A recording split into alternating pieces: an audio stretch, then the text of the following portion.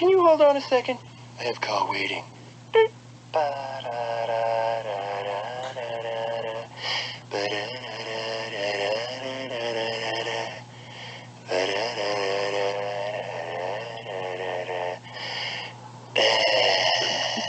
Knock it off. I know it's you. Sorry about that.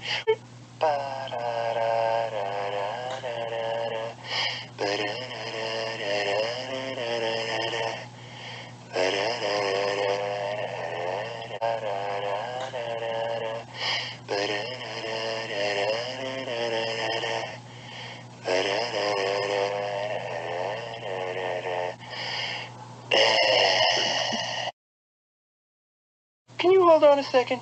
I have call waiting.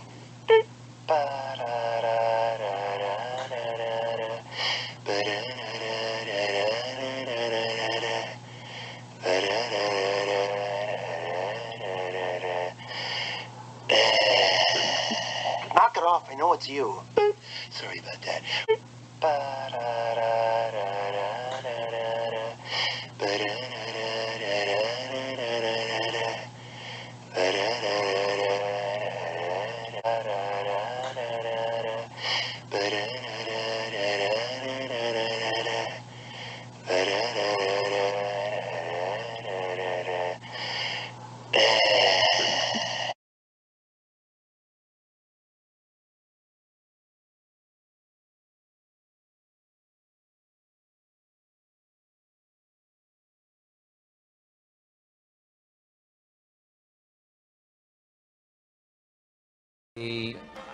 I can't do it. We'll do it live. Okay. We'll do it live. Fuck it. Do it live. I'll write it and we'll do it live. And thing sucks. 10, 5, 4, 3.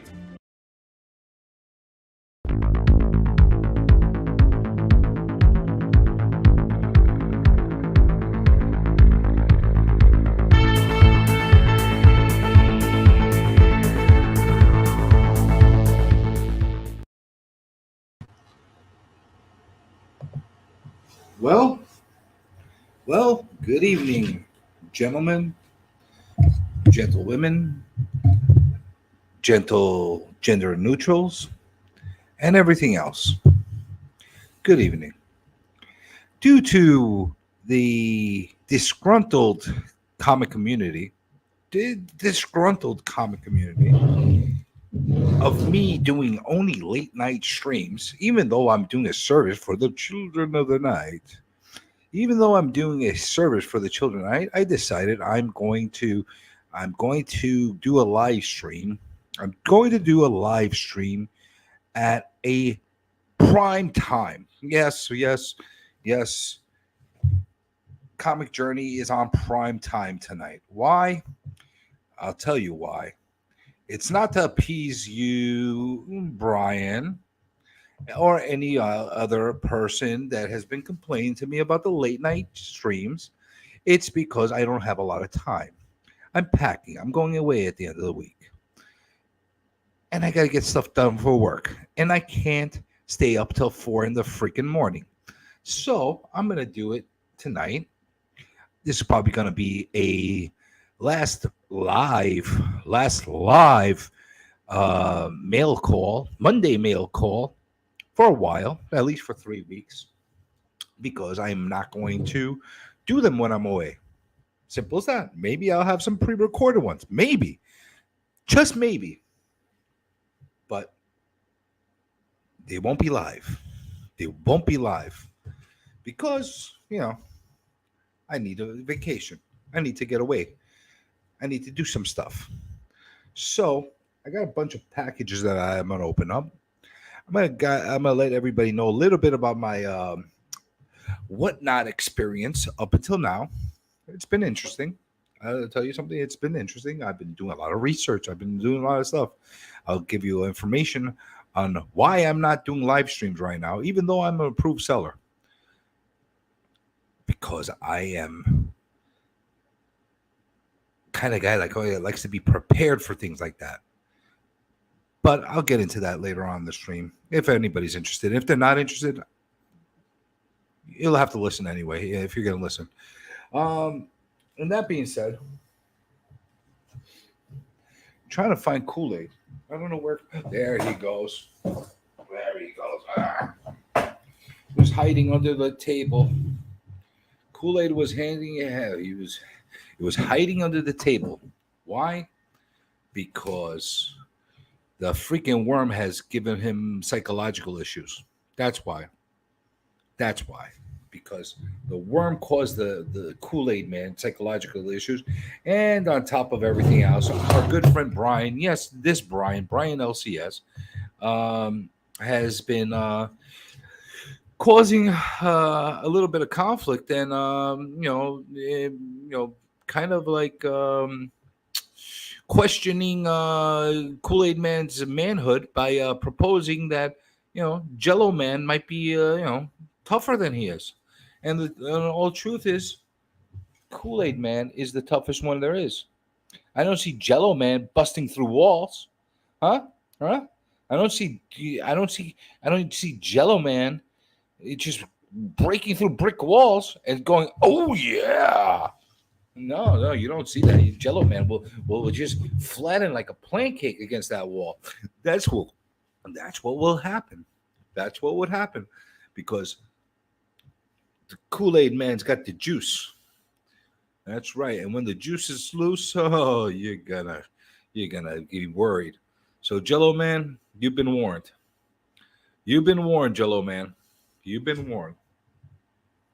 Anybody that wants to jump onto the screen, stream, whatever you want to do, you're more than welcome to jump on and share your Monday experiences, your beginning of the week. Add your 2 cents. Like I said, I'm becoming new to this whole whatnot situation. I've been an avid buyer. Don't get me wrong. But from the selling path, this is new. This is a new world for me. And it's going to be interesting. It's going to be fun. And it's going to be different. And from the way I'm thinking about it right now, I'm either going to get kicked off of whatnot, or I'm going to be the greatest thing ever. One or the other. I don't think there's going to be anything in between. I'm pretty confident of that. So let's open up some stuff. People want me to open up stuff. That's why they come to this channel. And they want me to yell about packing. They want me to do this stuff. So let's put out the cigarette. So we're going to cause a fire. And I'm trying to quit. And at the same time, we don't want to get smoke all over the comics and make them smoke. Good? Makes sense? Yes, it does. It makes absolute sense. So let's see what the hell we got. We got 1, 2, 3, 4, 5, and I got a big box over there. I don't know what I'm not gonna open them all. I'm gonna open up some. We'll see what happens. And I'll tell you what. Let's open this thing. This is interesting. Look at the sticker the guy used. Eddie Vedder Earthling.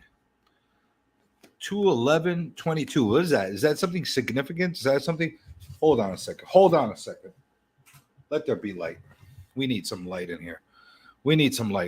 Hey, look at this. We got Sleeping over here. Mr. NFT himself. We got Jerry. We got a whole celebrity panel over here. Nice, healthy chat.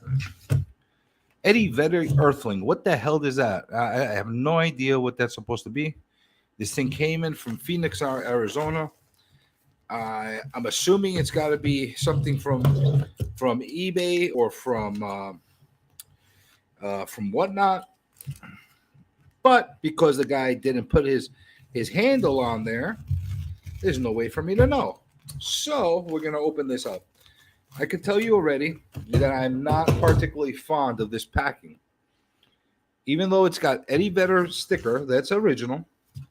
It's in one of these bubbly mailers.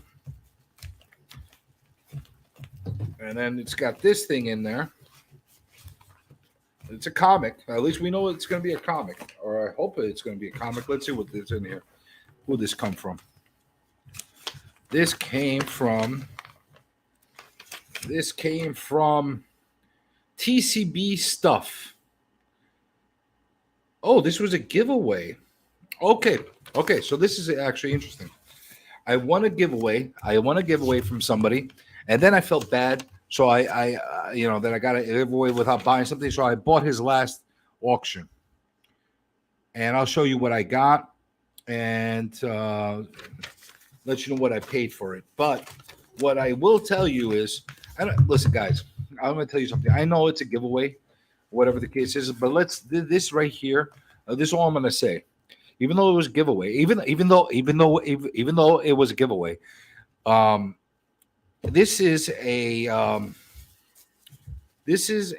audition to me, as far as how you call it, whether I'd want to buy from you or not in the future, the way you pack. And I will tell you something. There's a book in here that it might not be your quadrillion-dollar book, but it's not a cheap book either, that I had bought, besides the giveaway that was in there. And if it's damaged, I'm going to be pissed. Simple as that. And, I get it. A lot of people don't want to put 1 or 2 comics inside a Gemini mailer. But listen, if you're going to do that and you're going to use these type of cardboard things, you got to make the cardboard a little bit bigger than the actual comic itself. Secure them in a better way. If you want to be a cheapskate and use U.S. priority, cardboard, double up at least. Don't use the bent part of it. Just saying. I'm just saying. I don't know. Maybe I'm a prick. Well, maybe I'm a prick. Maybe I'm just one of these pricks that gonna nitpick about all kinds of stuff. Or maybe I'm perfectly sane and I'm perfectly within reason of why I have to say these things. By the way, if Jerry's still on there, my man, I'm with you. I'm supporting your movement against CGC in every way possible. They need to send you that little piece back from that comic. They need to send you that piece back from your freaking Mickey Mouse comic because it belongs to you. It doesn't belong to them. It belongs to you. They lost it. Oh, well, I'm sorry. The things happen. Yeah, okay, things happen. Give me my piece back. Give me my little Mickey Mouse piece back. You got to take your Mickey Mouse piece back. No messing around. By the way, I forgot to tell you guys, besides having Kool-Aid in the house today, we do also have little fake Ben Reilly Spider-Man as well. Yeah, he's with us as well. Just saying. How's it going, my man Taylor? Yeah. I don't know. Am I preaching? Am I being too preachy? Am I being too? Am I being too prickish about this? Am I? I don't know. I'm just saying.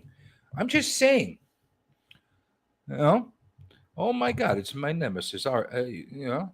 Yeah, yes, it is being streamed live. This is a live stream, Mr. Irish. Unlike other people, I don't make streams to look like they're live and then fool you into coming on, making a premiere, and then coming on, and then you like talking to me thinking that I'm live, and I'm not live. You know who you are, all you fake live streaming people. You know exactly who I am. What I'm talking about. Unfortunately, it's still tuckered behind the book. Did you actually find the piece still behind the book? If everybody doesn't know what I'm talking about, as far as that video that Jerry put up in there, Jerry had sent in a submission to CGC. I believe it's a Mickey Mouse. It was a nice old Golden Age book. It was some Disney book. It was. I think it was a Mickey Mouse with like a nice blue or purple background. It was a nice comic. But the moral of the story, and the reason for the video was his whole process of submitting that comic that had a little dangling, a little dingling that was hanging from the comic, and he sent it in like that. And apparently they had cut it off and lost it.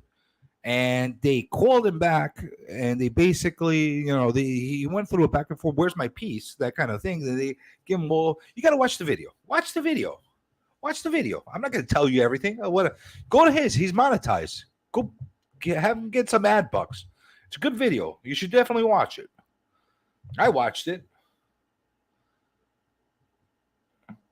Not that's tied to hurdle. What? What am I reading? So you're doing? Yeah, we're doing. Oh, look at this guy. Look at this guy. You have to. All right. I can't do it. We'll do it live. Okay. We'll do it live. Fuck it. Do it live. I'll write it and we'll do it live. And thing sucks. 10, 5, 4, 3. You got out of your system, Irish, huh? Yeah, got out of your system. There you go. Yeah, everybody. Now, no more of that. All right, please, Ben Riley, Ben. Listen. Enough of that. Okay. Yeah, I thought it was a Mickey Mouse. Mickey Mouse first appearance of Mickey Mouse. Big book. I don't care. I don't care. I don't care if it's live. Oh my God. Seriously, dude?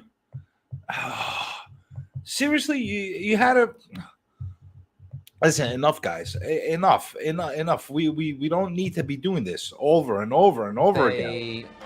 I can't do it. We'll do it live. Okay. We'll do it live. Fuck it. Do it live. I'll write it and we'll do it live. And thing sucks. 10, 5, 4, 3. All right, you got out of your system, Sleepy, huh? You got out of your system, huh? You got out of your system. Unbelievable. How's it going, guys? Anyway, as I was saying, it was a 4 colors first appearance of Mickey Mouse. It's a big book. It's an important book. How you doing, William? Hello. I can't believe CGC did it. Are you serious, dude? Oh no. Oh, Yeah.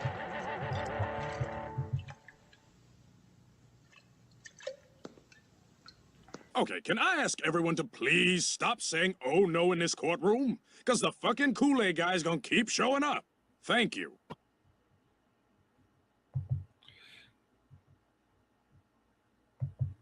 Well, what happened to him, Bill O'Reilly, probably got canceled, just like a lot of people in this world got canceled over the past couple of years. Probably. He doesn't say things that people like. So apparently that's what happened. I don't know. Either that or retired. I don't know. But the point is, go watch that video by Jerry the Jitterbug, our most famous comic mangler on YouTube. And you will see exactly what I'm talking about. It's a good video, well worth seeing. Okay, so now I'm going to show you what I got. So, like I said, this came in from TCB Stuff. Okay, TCB Stuff, and I actually got this. I did this on a live stream. I actually won this on a live stream. So he was or she or whatever or it was doing a giveaway for this comic. Okay, nothing significant. It's just a nice Harley Quinn comic in a rabbit costume. Harley Quinn number 72. Okay, so they did it, and I won. So like my typical thing is I feel guilty if I win a giveaway or something like that. So especially from a whatnot person. So I feel like I need to buy something. So they had only 2 auctions left. There was one auction that was going for a comic called Snatch Comics and Jizz Comics #1. Snatch and Jizz Comics #1. However, it got really nuts. It was selling for like $50, and I'm not gonna buy Jizz Comics or Snatch Comics for $50. Sorry, guys. Sorry. I got a little bit of muddiness. I'll buy some obscure crap. I'll buy some Jizz Comics or some Snatch Comics, but I'm not paying $50 for them. Sorry. That's just how I roll. So the next comic The next comic that was up on auction was this Spawn number 9, which is the first comic, first appearance of Angela. Now, I can see that it's in somewhat decent condition without taking it out of the plastic. However, there's a little bit of crease that's there that needs to be like somehow ironed out. Something along those lines. Not sure how bad it is. I'm gonna have to open up and see. But the point is, I got it for $11. Okay, so I got the giveaway, and I bought this for $11 from the guy. Okay, this was me, like showing him, like, I think, thank you, I appreciate your giveaway.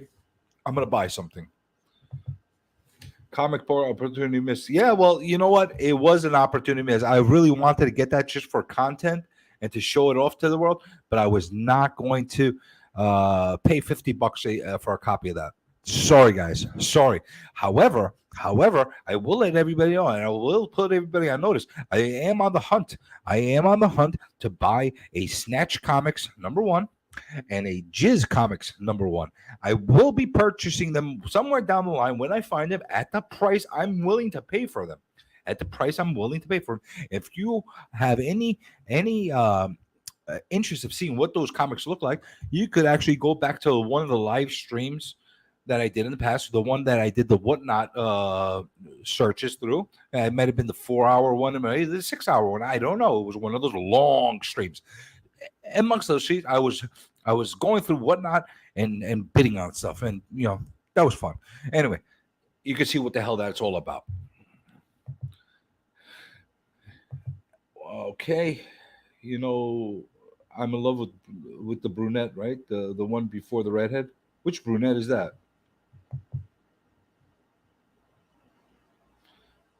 I got the high school crush. Oh, okay. I read this Spawn comic recently in a trade. Yeah, it's good. It's not a bad book, actually. It's not a bad book. I mean, I think it's gotten overinflated and overhyped because of the whole Angela thing. But I do like the thing. Like, I know that people are specking on Angela and stuff like that. I actually like owning this comic for another reason. Now, I'll tell you what the reason is. The reason is that I like the fact that this character originated in a completely different publication and completely got taken out of that publication and is now in full bloom in another publication like Marvel. I just find that really intriguing. I can't think of too many characters that have had that happen, and I like that. You know, that's just how it is. I think you'll fight some others in the community here. Yeah. Look at me. Yeah, well, yeah. Look at me. Look at me. Look at me. Speaking of look at me, if anybody wants to have a really nice look at me experience and see some cringy dancing, you definitely got to go see Brian's channel and see the intros and outros. And you see all those women just gyrating and twerking and doing all that stuff to Brian and praising him and dancing, and I don't know. It's part of it. Part of it is kind of cringy. Part of it is kind of like, oh wow, look at this guy. What the hell does this guy do to have these women dance all over the place for him? I don't know. Maybe Brian is packing something we don't know about. I don't know. But go watch some crazy dancing on there if you want to. Anyway, so the story is $11 for this. I got this for free, which was nice. Like I said, cost me, I believe, it doesn't say it here, but I believe it cost me an extra $1 for shipping because the shipping was already included because of this book, and this was just an add-on. So that was okay. So it cost me 12 total bucks. It was a nice pickup, but however, the packing very lackluster. Not very happy with that, and you know, I'm taking notes. I'm taking notes as far as who packs crappy. I'm taking notes. So I got 2 here from Collectibles. He puts them in black bags. Let's see how he packed them. I don't like this. These look like garbage bags. You know, I think I got them back-to-back nights, or they didn't fit in one package, and he sent them both together. I don't know. I don't know why people do that. They should just send everything in one package and get it over with. Raw books inside. Look, raw books inside. All right, this guy used a Gemini mailer. Let's open up this one since it's all from the same guy. Let's see what I got. I probably got a bunch of nonsense in this one. Ooh, I spoke too soon. Mr. Collectibles, you're usually one of my go-to guys. This one's in Gemini, this one's not. What the hell did I get in here, though? What did I get? He did put extra padding here. So he used a big-ass piece of cardboard here, another big-ass piece of cardboard here, and then he used extra cardboard to give it an extra cushion. And then he put his card. Look, he put his card there. Okay. He put his card there. Okay. Let's put the card there. Overall, this guy's a good guy. Let me open the Gemini first, and then I'll get to that one. Why did he send it like that separately? I'm very curious. He sends it in a garbage pack. More collectible cards. Guy, Mark. The guy's name is Mark. Save your cards. I have them already. Ooh, this one's interesting. There's something in here that I didn't realize. Why is there something in here in a top loader? Ooh, okay. So this one is Black Panther number 5. Why did I get this? Why the hell did I get this? How's it going, K-pop? How's it going, Justin? Anyway, hold on. Let's get the stand. And I don't know why I got this. Why did I get this? Other than the fact that it's a Black Panther. What is so special about this? What is so special? I do not know. I have no idea what's so special on this. I didn't pay much for it. I only paid a couple bucks for it, but there's something to it, I think. I don't know. Then I got this, which is interesting. It's a nice metal comic. This is my first ever metal comic. Now, what it is, I don't know. I only bid on it because it's a metal. It's got like a lady Darth Vader killing a woman stormtrooper, and they got like their boobs and everything in there. Look. Let me see what this is. This is my first ever metal. And that's the only reason I bid on it, because it was the first time I saw a metal comic that I was able to. I got it for like $30 or something, 35, something like that. It's from Comic Kingdom, MegaCon, Orlando, Comic Kingdom. Let's see what makes a metal. Oh, this is interesting. Look at this. So the cover is made out of metal. The cover's made out of metal. No, only the back cover is. The front cover is made out of metal. The front cover is made out of metal. But look at this. Look at this. You got the lady Darth Vader killing Lady Stormtrooper. What is this supposed to be? I'm telling you though. Oh, Miss Meow kill for catnip. What the hell is Miss Meow? Miss Meow kill for catnip. Miss Meow 3. Okay, so it's probably one of these comic pornos. Okay, I don't care because the it's a metal comic and I have one. And in case anything goes bad with the economy, I could melt down the cover and use it for scraps and supplies. That's what I could do. But look at that. Look how nice that is. Isn't that nice? And now I could say I have my very own metal comic book. Nobody else could take that away from me. I have it because I was not going to pay $200 or $100 for the other stupid metal comic books. Everybody has that thing. Good boy that has like a wolf or a dog on it, with a tie. Everybody, let's pay $80 for that, $100. I'm not doing that. You know what? I'd rather have this. I'd rather have this one that has some perverted version of Darth Vader and a stormtrooper, and I could say I have my metal comic. You know, that's it. Anybody know what this all? If anybody knows like anything more about this or the metal comics, I'd love to hear your thing. Why am I getting? Oh my god, the freaking light sucks in here, man. What the hell's going on? Light sucks. Let me get the. Oh, look at this. Look, hold on. Is that better, guys? Is that better? I think that's better. All right. I think that's better. Oh, dude. Stop drinking. You too, Ben Riley. Anyway. Is that better, guys? I think that's better. Anyway. Hey. All right. So that's what I got there. Okay. I still don't know why I got this. I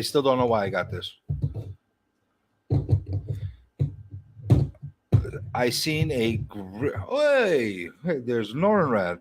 I seen a Ric Flair WCW gold medal sell for $300 last night. Like a gold medal, like a belt, or like a comic. He has a comic that's made out of metal. How's it going, Fantastic? Listen, don't encourage Kool-Aid from drinking, okay? Don't encourage him. Are you trying to encourage me to drink? I could drink, but I have no problem drinking. I'll tell you that much. But anyway, then I got this one. That I grossly overpaid for. I screwed up. There was sudden death. Screwed up. This is a good example of don't do that. I grossly overpaid for this. $18 I paid for this. I felt like a freaking moron. I could have gotten this for like $5-10. I ended up paying $18 for it. Big mistake. The only reason I got it is because I have a copy of it, but it's not in nice shape. And I'm collecting this whole run of Secret War with all the chrome covers and all that. And there's supposedly something special, some kind of first appearance. Well, I don't give a shit about the first appearance. I got this one because I wanted it in a nice copy. Grossly overpaid for it, but hey, it could have been worse. Then the next comic that I got here is this. Look at this cover. Hey, Irish, you still there? Huh? Irish, you still there? How you like this cover? Huh? Irish, you still there? How you like this cover? Now, this is my favorite cover from Nice House on the Lake. The Gallagher cover. It is so sweet. You got the lady in the bikini swimming, and then all the monster hands that are coming out of the abyss to grab her and take her in. This is a great cover. And I was sitting on this book, and I was not going to pay like crazy money for it. Because when this first came out, this was going for like $75, $100, crazy amount of money. And this is in a really, really nice shape. It is definitely CGC-able, and it will go to CGC at one point from me, so I can put it in a slab, because this is one of the covers that I like and I would like to keep. And I ended up getting it for approximately, I want to say $30. It might have been 25, no more than 30. And I think that was a really, really, really good, fair deal. I didn't get it at a steal, but I got it at least at the price that I was willing to pay up to. I was not going to pay more than that. And I wasn't going to buy this one from eBay, because eBay, I don't want to risk. And even eBay, it's selling for like 30, 40, $50. I have 2 of those in Virgin. Nice minimal trade one. Yeah, exactly. This is a dynamite cover. Well worth it, in my thing. It's gotten pretty reasonable. Yeah, exactly.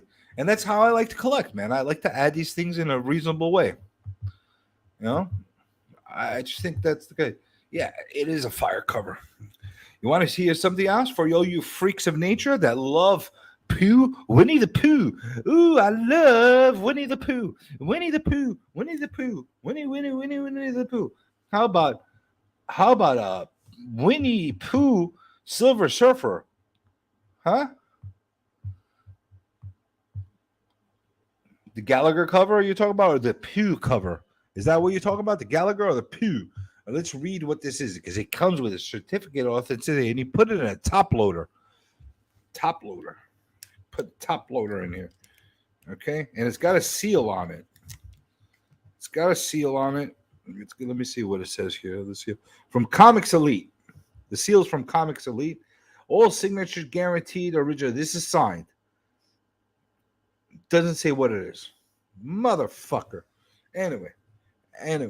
It's 25 of 25. There's only 25 comics of this. And it's signed. And it's a homage to Fantastic Four number 50. It's a virgin. Everybody loves the virgins. And this is a Pooh cover. Now the signature, it's a little blotchy. I wish it was there was a little cleaner. That's okay. It probably didn't dry as well as it should have. It's got some scuffs on here. I don't know if it's the case or if it's the comic. All right, so it's not the comic. It was the case. All right, so I'm good with that.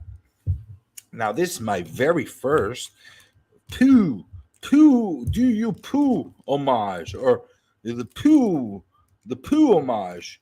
So you got the Silver Surfer in Winnie the Pooh fashion, and not only do you have that, you got the Fantastic Three, because there's no, well, actually maybe the Invisible Girl is there. You just can't see her because she's invisible. Of Mr. Fantastic Pooh and the Thing Pooh and the Human Torch Pooh. Huh? Look at that. We got all kinds of crazy Pooh stuff going on. And this might be the beginning and the end of my Pooh collection. I got it at an impulse. I believe I paid $30-something for this. It definitely got paid at least $30 for this. And the only reason I was willing to do it is because I like the Silver Surfer Fantastic 450 homage. And I know people are nuts about these Pooh covers. And I figure that if I'm going to do a whatnot or something like that, maybe I'll do it like as one of these put it in one of these mystery bags, or do something, or put it up for like some kind of crazy auction thing, or like for $1 or something, because people like Pooh. Not me, but I know that other people do. So that's why I put it. Got that for somebody, for you, for all you Pooh heads. For all you Pooh heads, I got it for all the Pooh heads. Probably lose money on this one, but who cares? And then this was a throw-in. Which I was really happy. This makes me very, very happy. Throw-in. This is a great comic. This is right here. This right here is Amazing Spider-Man 258. He threw this in for me because he knew I was looking for a copy of this. It's a really nice shape. Really, really nice shape. And it's a direct edition. Now what's significance about this? Well, I have a copy of this that's not so nice shape. And it also is a copy, and it is the story of when the symbiote, they figure out that the costume is a living thing, the symbiote.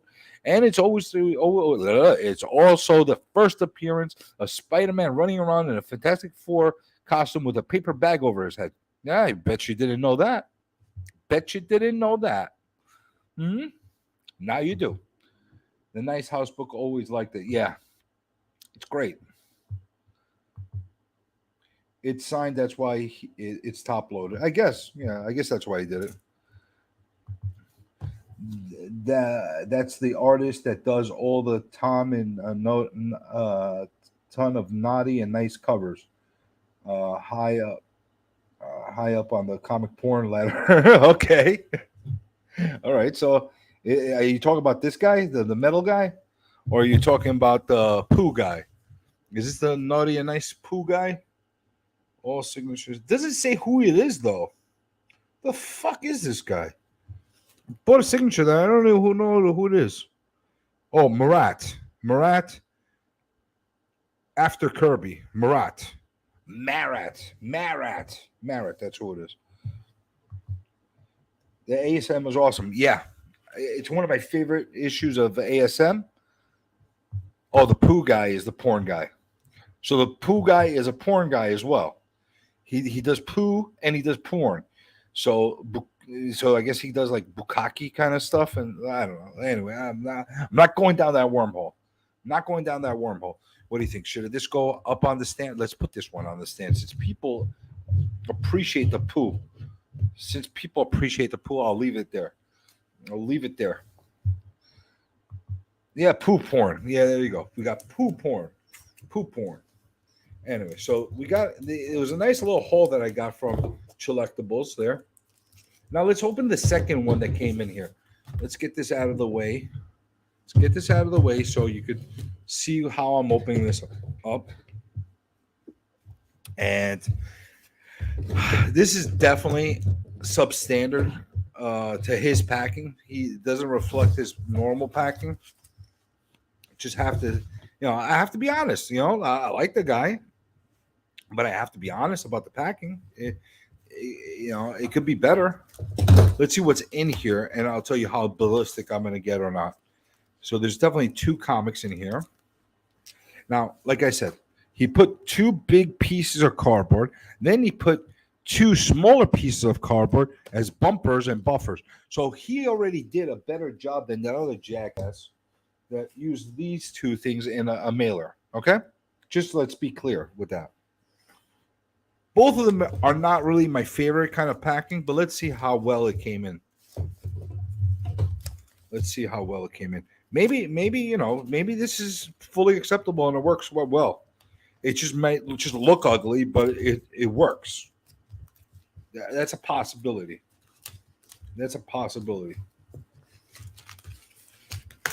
Okay. All right. So this was a nice little thing that I got. And the only reason I bought it was because he was running one of those wheels again. I'm like, all right, let me get a couple of comics just to get entry pulls on the wheel. This one right here, the first one. Oh, shoot. I got water on there. Oh, no, that's not good. Anyway, Army of War Heroes, 15 center, number 38. Nothing out of the ordinary about this. It's just like old Charlton Army of War books. I like them. I got it for like $2, so I was like, screw it. Why not? And it gave me an entry pull on the wheel. And I have won his wheels before, so it's worth it for me to try it. And then I got another. And then it was auctioning off a few X-Men. They were getting really expensive, and this one I ended up getting for really cheap. I think for what I got, I paid I believe $12 for it. $12. Yes, it is not the greatest shape. It's got a few ticks on there, but these have gotten expensive. What's significant about this issue is that it is a Kitty Pryde joins the X-Men first issue. First time that he. Which one's the cool one, Jerry? The Army of War, Army War Heroes. I love those.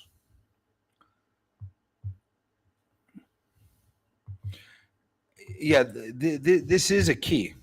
So besides it being the first time Kitty Pryde, the Shadow Cat, joining the X-Men, it's also what people don't realize, the first time you see Wolverine's brown suit. And I'm going to open it up. Let's see if I'm right. If I'm right, I'm right. Let's see if I'm right. Let's see how right I am. I don't know. And the only reason I'm opening it like this or whatever, because it's not the greatest shift. This thing definitely needs a clean press, and it'll definitely never be a 9.8. 9.8. I love all this John Byrne stuff. Oh, man, it's so brilliant. There you go. See that? See that brown suit? First time.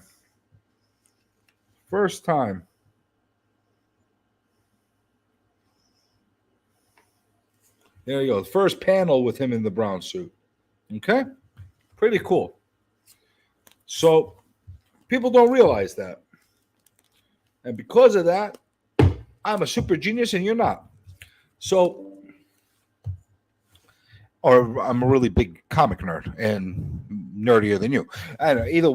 Either way, there's two really key things that are part of this, and it's definitely How about how about you be quiet, Mister Lee? Huh? Huh, Mister Lee? How about you be quiet? Huh? We don't need that kind of ripping up talk over here. We don't rip up comics here. We cut things, but not comics. We cut packages nicely. That's what we do in here. We don't destroy. That's what I figured, Jerry. I love these old war books. I figured you'd appreciate that as well. And this is actually not bad shape. It's actually better shape. It's actually better shape than the X-Men itself. I appreciate these books. I don't know. That's I'm glad that other people appreciate them the same way I do. Make it a beer bong. Make what a beer bong? What the hell is he telling me about beer bong? Have a good night. Hey, good night, Irish. What the hell's going on with you, Irish? Have you been getting narcoleptic? You've been going to sleep super early every day. Wow. Thanks for stopping by. Anyway, let me open up another box. Until I bore everybody to death and then they drop off. And do not bend. All right, so good sign already. He put a do not bend here. And there you go. I do not understand completely who this is from. Casey something. Probably another whatnotter. Yep, it is another whatnotter. And I bought this. It's a raw comic. By the way, if you're asking me why I'm just buying sporadic stuff here and there, I've been testing out to see how other whatnotters have been sending their books in. A lot of times I don't want to spend a lot of money, but I wanted to see what they're all about. This is from Seismic One. So Seismic One put it in a Gemini mailer, which is a good sign. Put it in a has plastic on it. And put two backboards and used a torpedo backboard. However, they put the do not bend stuff on the inside. Nobody's looking at this on the inside of the Gemini mailer, by the way. Just, FYI. And there was no reason whatsoever to put it. This is a lot more difficult to take off than what blue tape would be or masking tape. And it's almost to the equivalent of putting packing tape on the inside. Not a good thing to do. So this might be an amateur move by the person. The person is, might be new to the game. I paid $6 for this, by the way. I paid $6 for this. How's that? Not bad, huh? For $6? For $6, I think that was pretty cool. Pretty cool. No, I'm sorry. I lied. It's $8. $8. Just in case you guys think I'm lying. $8. $8. Okay? $8. Yeah. All right, but still, $8. I'm still not regretting it. It is beat to shit. It's a beat to shit copy of Strange Tales, number 108. And I like it. I like it. And it also gave me an opportunity to check this guy out and see what he's all about. Seismic One. He packed it well. Bad judgment on using these on the inside. One, you destroy the backboards, which I could have used again. I might still use them again at some point. That was not a good idea. But at the same time, he did put some effort in there. By the way, do you guys notice how many thank you notes have you seen me open up so far? Have you seen me say any thank yous? Nope. Not one. Not yet. Not yet. Not even one. Not even one. How's it going, Circumstances? By the way, Circumstances is the hardest working new comic book weekly promoter guy on YouTube, and I'll tell you why. He does quite a look at me. He takes a lot of effort into the production. He puts some really, really nice thoughts and effort into how they put it in. Some nice music, the whole nine. Definitely worth checking him out. Oh, you're following each other, huh? Is that what's going on? LCS is watching you sleep. Oh shit. not, not a good thing. So I got this. You see this big monstrosity? This big garbage bag over here? This came in from, I believe it's from AMKM Comics over on the West Coast. They are another YouTube person. They also have a store on the West Coast called AM Comics in California. I do have prior experience from them, but I did buy these from their whatnot auctions. But I know how they pack. I know how they pack. So let me show you. Holy shit. Garbage bag. All right. So look at this. They get creative with their boxes. They took a priority box mailer, the big one, the large mailing box, and they busted it and broke it down. Cheap way to get some boxing and packaging out of it. Holy shit. What the hell? God damn. Ow. Okay. Okay. Okay. Okay. Okay. Okay. All right. All right. So we got out of this box. All right. Nothing left.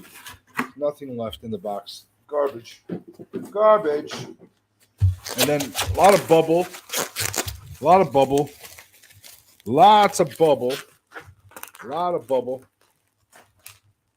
Okay. I hate all the freaking tape. And they know I hate the tape. And I think they purposely throw more tape on there just to irritate me. I kind of like the guys. So, like,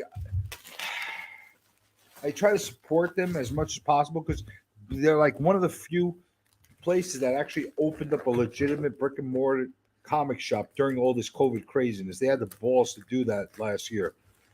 So I give them a lot of credit. Young guys with families trying to, like, make a living. So I try to support. But you freaking give me a harder time with this freaking shipping tape. Yeah, give me a hard time with that. You freaking AMKM Miguel. You know who you are. You know who you are. All right. Ugh. So they don't do Gemini mailers. They take free packaging. They take the bubble mailer and they pack it in as tight as possible. And then they shove all the books in there. That's how they usually do it. It has to be Christmas or something to get a Gemini mailer out of them. But here's the thing. They're extremely cheap comics that you buy. Like, I buy them for really cheap prices from them.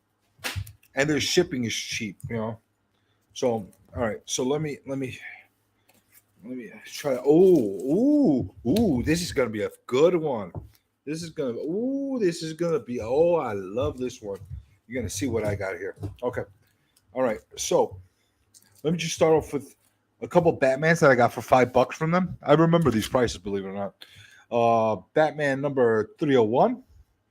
I have a weird fetish and collecting thing of getting Batman with guns. So anytime I see a Batman with a gun on the cover, I pick it up. I don't know why. It's just a weird thing that I like to collect. So I got it. And then that and this came together for $5. This does not have a gun. He's holding a candle. But, Dark Knight Detective Worlds to face the ghost of Wayne Manor. Terrifying scream echoes through the deserted halls. Just good stuff. Just good stuff. I don't know. I appreciate this weirdo stuff. Apparel. It's an apparel cover. Let's see what this one is. Doesn't say. But either way, Batman with a gun.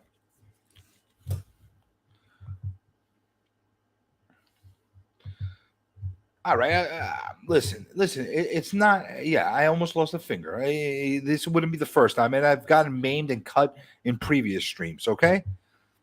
Okay. All right. All right. Then I got this. The Forevers.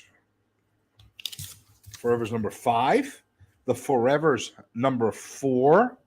The Forevers number 3. The Forevers number 2. And the Forevers number 1 by Black Mask. He gave me 2 number 1s. So I got 2 number 1s out of that. 2 covers. Okay, so 2.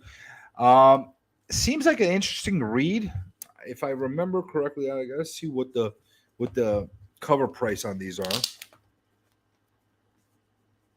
Yeah, cover price was $3.99, and I believe I got the whole lot. 1, 2, 3, 4, 5, 6 comics. 7. Wait, hold on, more. 6, 7. 1, 2, 3, 4, 5, 6. 6 comics. I got all 6. I believe. I want to say 8 is $15, something along those lines. So I'm like, you know what? To get a full set for $15, not a bad buy. I'll get to read it, and if it sucks, it sucks. And if it doesn't suck, it'll be great. But I pay more expensive for new comics anyway, so I might as well get a full set or something and read it. Anyway, the next book was Marvel Superheroes number 3, the Secret Wars. And it's got the Doc Ock action figure cover.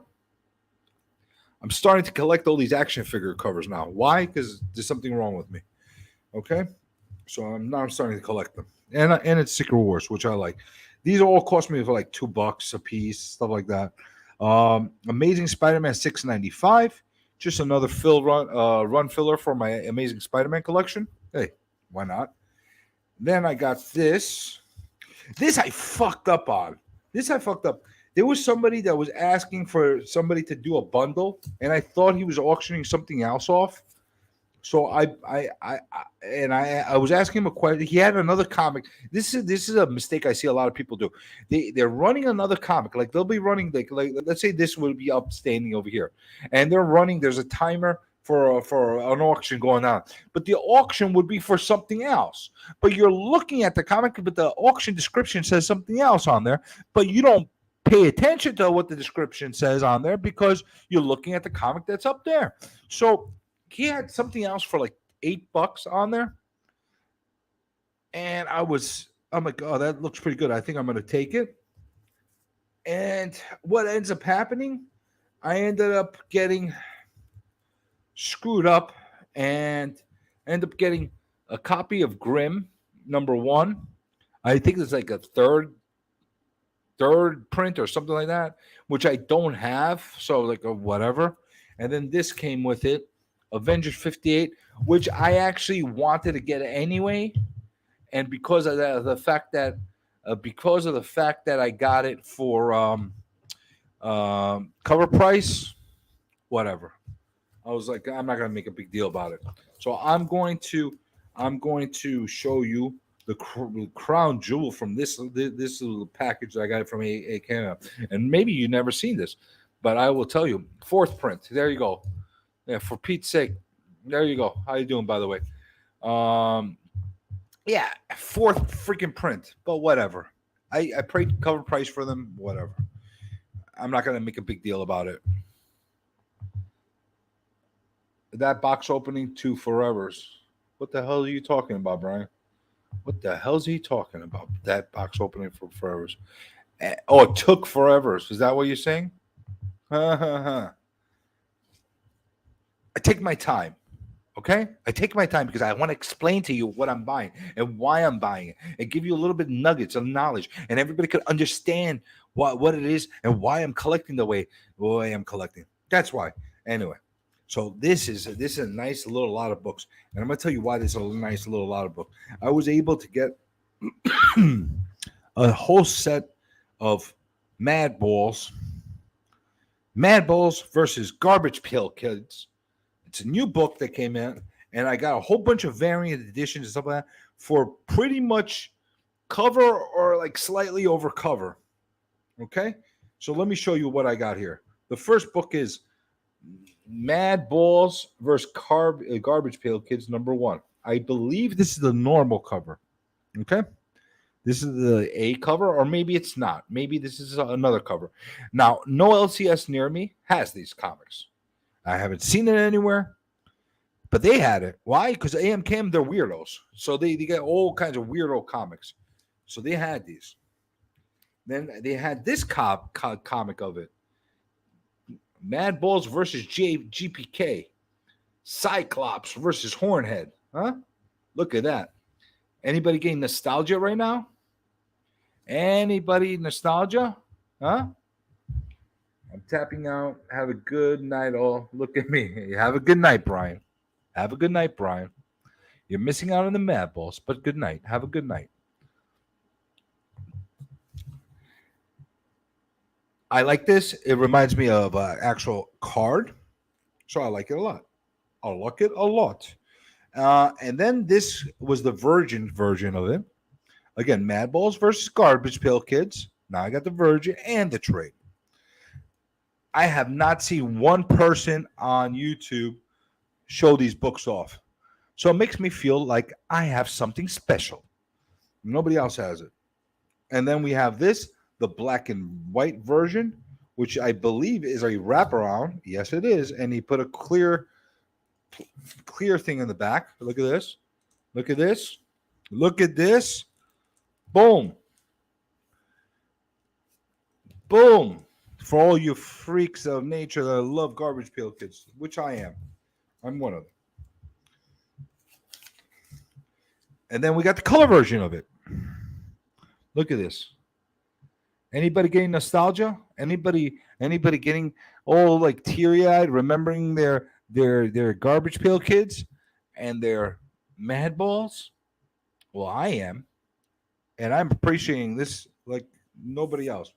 And then the last one I got here is this version, which I think is some kind of ratio of that other trading card cover that I had. This one. Okay.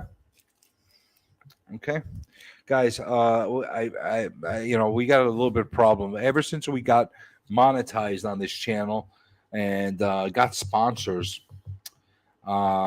I've been neglecting to giving them their advertising time. So what I'm going to ask for you to be patient as we take a moment, as we take just a brief moment, as we take just a brief moment, as we take just a brief moment, and we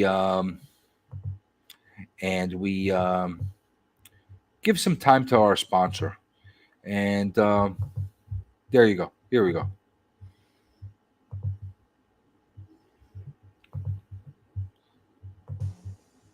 Promotional consideration paid for by the following: Coty Wild Musk, the essence of animal attraction. Wild musk oil for her, Coty Musk cologne for him. Use it before you stop. All right. Coty Wild Musk. Coty Wild Musk. Bring out the animal in you. Bring out the animal in you. That's who's been our sponsor, and we got to give them their time. Okay. All right. My mom tossed them. Yeah, I got my mom threw away all my Garbage Pail Kids too. Hey, Cat Fan, how you doing? I got to jump. I showed them off Mad Balls, and you did. I'm gonna have to go check your Mad Ball. Look at me. You showed all of them. You have all the same copies. Damn it! I thought I was the first. Damn you, freaking Cat Fan! Now I gotta go check it. I thought it was special. I thought I was special. Not special. I'm especially sticking to all these Post-it notes. That's what I'm doing. So which one is Hulk sporting? Hi, K-pop. Okay. All right. So that was my haul of comics that I had there. I have one more big box from New World of Comics, and there's some good stuff in there. I don't know if you guys want to see that stuff. I don't know. I don't know if you guys got bored of it or not. Or maybe I'll do a pre-recorded video. Maybe I'll do it live. I don't know. It all depends on what everybody wants. Or we could talk about nonsense. We could do that too. Or we could do whatnot. Or we could kill the stream. What do you guys think we should do? You know, should I open up the last box I have? Should I talk to you guys about what I'm thinking about doing with whatnot? Should I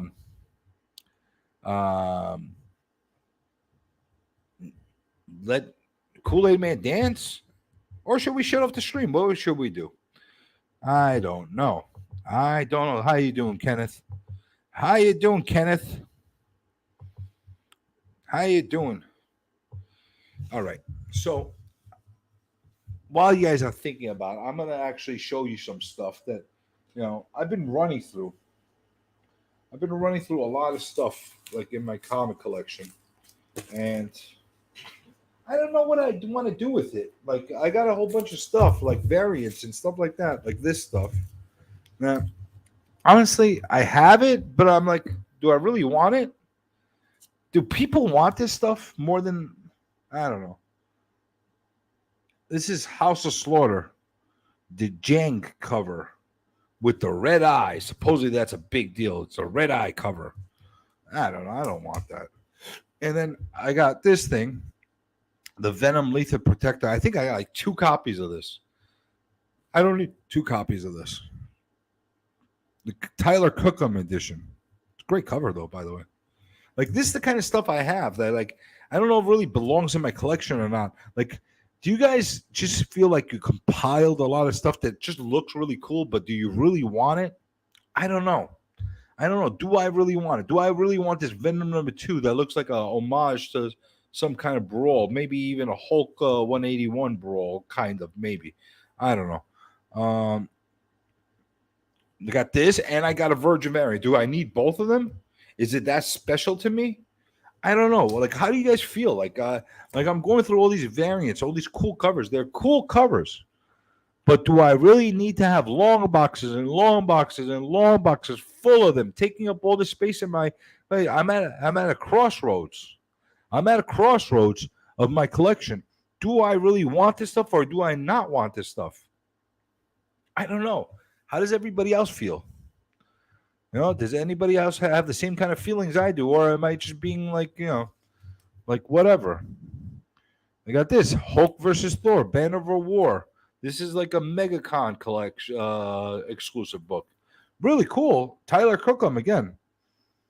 No, they're both saying I win to each other. You know, I think I got 2 copies of this, 3 maybe. No, I think I got this in a Virgin. Do I need them all? I don't know. I don't need them. No, it's cool. Do I want it? Should I take a picture and say, no, I don't need it anymore? I don't know. Like I'm at that point. You know, I'm going through all my boxes right now. I'm trying to figure out, do I really want to keep it or do I? I'm trying to get rid of 20 boxes. I'd rather have a print instead of a book. In some cases, I agree with you. There's some books that I really want to have in my collection. There's something significant about them, something sentimental about them that I want to keep. Or they're just books that I really enjoy and I like the read of them. Like that. I'll give you an example. There we go. This book right here, for me, is a keeper. I got like 3-4 copies of the other versions of the A and B copy.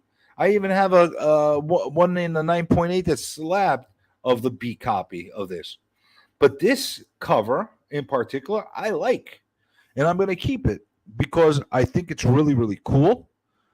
I really, really enjoy this story, The Nice House on the Lake. I don't know how everybody feels about it, but I personally really love this story.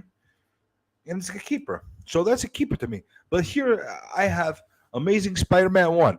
Do you know how many freaking Amazing Spider-Man 1s I have with all kinds of different covers? I think I'm going to keep the 1 or 2 that really speak to me the most, that I like the best. And I don't know what I'm going to do with the rest. Like this is a beautiful cover. Look at this. Yeah, I mean, it's a beautiful cover. People take this and send it to CGC to put it in a slab and hang it up because they love it so much. But I don't have enough wall space for all the covers I love. I love too many. I got this thing. What is this? This is Philip Tan, I think. Moon Knight #1. Great cover. Nice cover. It's Moon Knight. He kicks ass. It's a beautiful cover. Do I need it? Do I want it? Do I have to have it on my wall? Do I have to have it in my boxes? I don't know. This is the crossroad. These are dilemmas I'm coming across right now. Like right now, I'm going through my boxes and I'm saying to myself, do I want it? Do I not want it? Do I need it? Do I not need it? Am I being a hoarder and just keeping everything? What am I doing with myself? I'd love for anybody to give me their input and what they think. I hate variants. I just want one of each. That's the problem that I'm having with all the new books. That you just hit it on the head. That's the problem I'm having. If they just made one, maybe two covers for each individual book, then it wouldn't be that hard of a decision for me. But the thing is, all right, now I got this. This is an amazing homage to King Size Hulk #1. I love it. It's a virgin cover. It's by Steranko. It's gorgeous. Oh, it's after Steranko. What am I saying? It's Steranko. I don't know who did this, but it's gorgeous. This is a keeper because Hulk is my favorite character, and I love this comic pose and comic cover and everything like that. Okay, this will stay. Okay, but then we go to this one. This is a badass Venom comic. Look at this. Exclusive variant edition, blah, blah, blah, blah, blah, blah, blah, blah, blah, blah, blah, blah, blah. It is freaking dynamite amazing. Look at it. It's beautiful. Do I want it, though? If I have this on a digital file, is that sufficient enough for me? If I make a copy of this and make a print of it or keep it on JPEG, would that be enough for me to admire it and love it?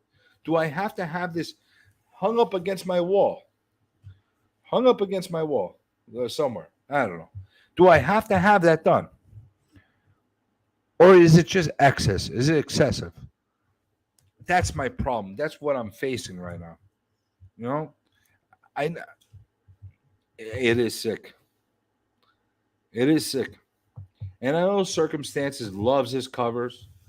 You know, he's more of a cover guy than I am.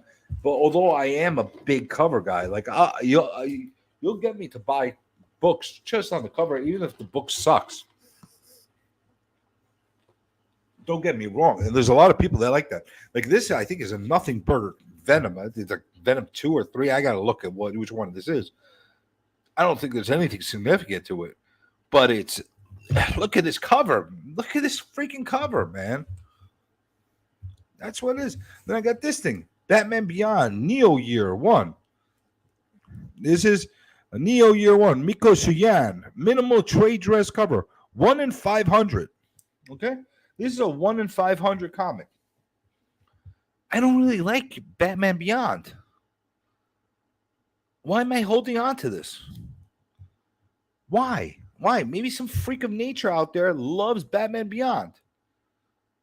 And they'll buy it or take it and love it and put it in a good home and hang it up and admire it for forever and ever and ever. Maybe that's what they'll do. But I'm not. This would go back in my box and I forget I even have it.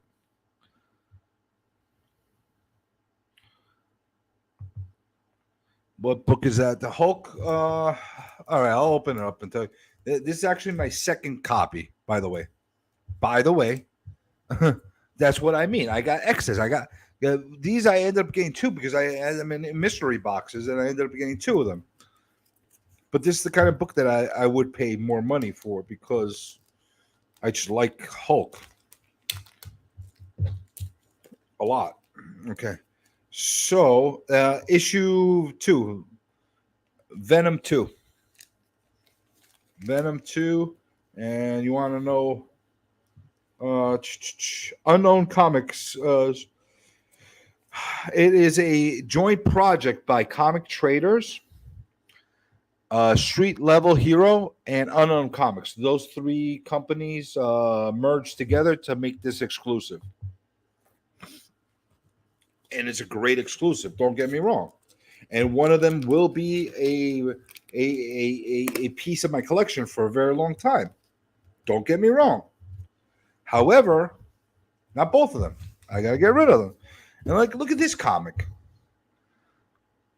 Beautiful comic, right? Black Cat, #1. Beautiful. Beautiful.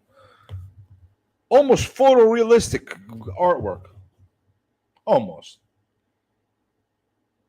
For that pervert he left, the Irish left, he would get a kick out of this cover because he loves all the comic porn.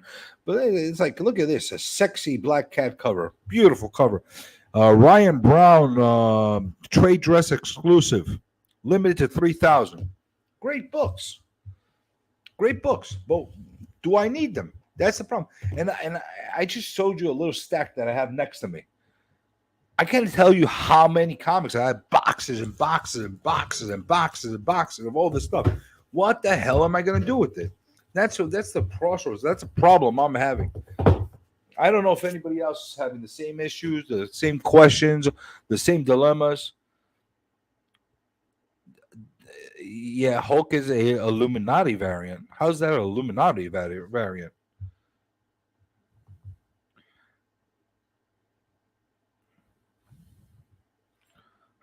How is that an Illuminati variant?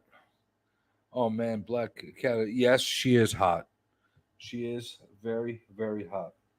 She's the. Here, I'll show you again because she's the Black Cat. Yeah, she's very hot. Here, there you go. Take a good look. Take a good look. Take a good look. You could pause. You could pause the video and do as you like after you're done watching. And if you're doing something while you're watching, don't let me know. Yeah. You prefer silk? Okay, silk is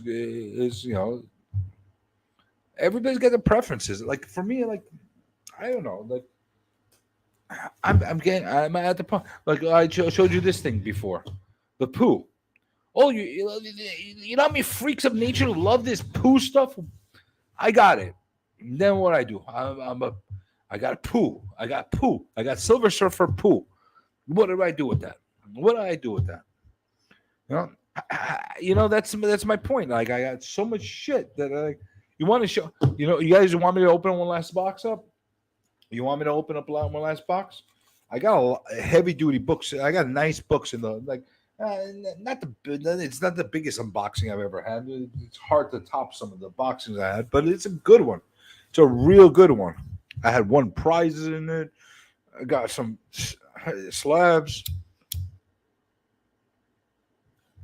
It was a good one. I'll give everybody a minute to tell me if they want me. K-Pop says she wants me to open it. If there's at least one more person that wants me to open it, I'll open it.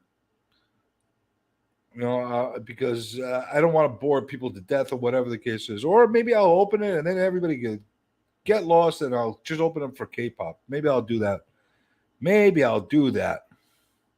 Because that's the kind of guy I am. I'll do it just for one person. All right, we got two of them that I open it, so I'll definitely open it. So that next box that I have is from New. I'm going to smoke a cigarette, then I'll open it. But while I do that, I'm going to play some music for everybody. I'll play some music. Let's play some music. Maybe make it a little more interesting. Anybody that wants to hop in, right, by the way, while I'm on here, I did throw the StreamYard. This is probably going to be the last time I put it in there. You're more than welcome to join me. Throw your 2 cents in. Like I mentioned, this is probably going to be the last Monday mail call live stream I do for a while. I'm going to go on vacation for a couple weeks. Leaving on Thursday and coming back on August 15th. So I'll be away for a while. Maybe I'll do a pop-up stream or something like that while I'm away. I'm going to be in Greece. So the signal there is not that great. But it should be fun. Maybe I'll do one from the airport and see what kind of shit that they have in the newsstand. If there's actually even comic books in the newsstand. Maybe I'll do one of those if I got time. I'm going to be going crazy right now for the next couple of days trying to catch up and make sure I got everything set up for work before I go. So, That's another reason why I didn't do a live stream for the children of the night. That's why we don't. All right, listen. Let me get the box.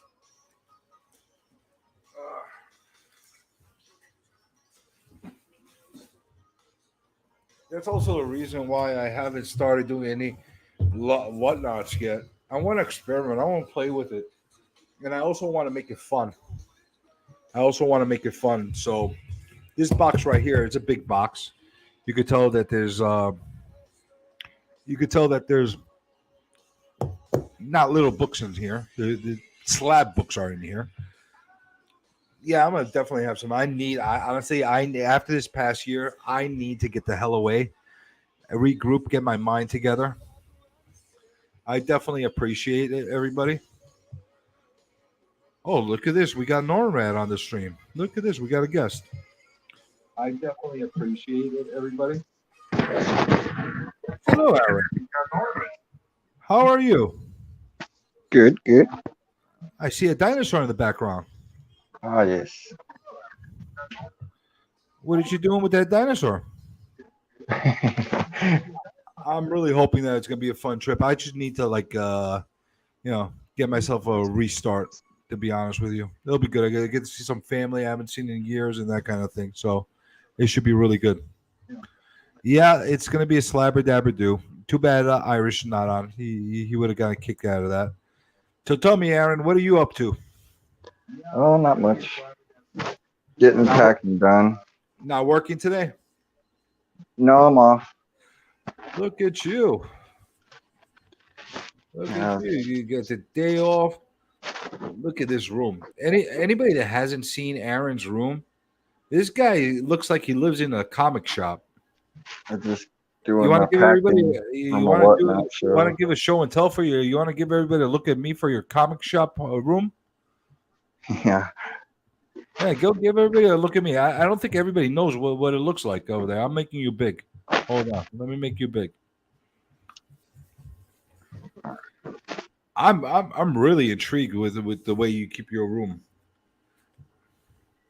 Maybe one day I'll set my room. I'll make a room like that. Look at that nice little spindle looking corner stands with lighting and everything. Did you custom do that all, or did you find those already built? I custom did a lot of stuff in here. It looks like it's custom. That's why I'm asking. Yeah, I think everybody likes those lights in the display, Trev. Everybody's. Last year has been pure ass. K-pop. If last year, honestly, if for me, if last year was just pure ass, I would have been so happy. It was just the asshole. That's all it was for me last year. But hey, we move on. We move on. Hey, the sun will come out tomorrow, right? Talk us through, man. Show it. Tell us what you got as you're walking through. Not just showing it. You got to do a legit. I'll let you talk. You got to do a legit look at me, man.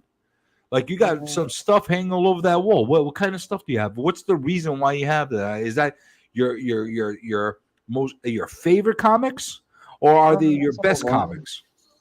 Some of them are like gifts. Like this was a gift from Dank.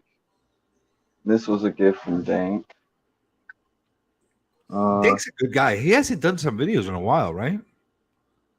He has it. He posted a video on Instagram yesterday. It was hilarious. he was at a 20-year high school reunion and he breakdanced in front of everybody and recorded it. I don't go on I don't go on to Instagram as much as I should. I should go on more than that. Yeah. But look at that, man. Look at go close to that. Let's see those neon green lights. What do you got in there? This is all my horror side. Let's see that stuff. That's got me intrigued. I love that.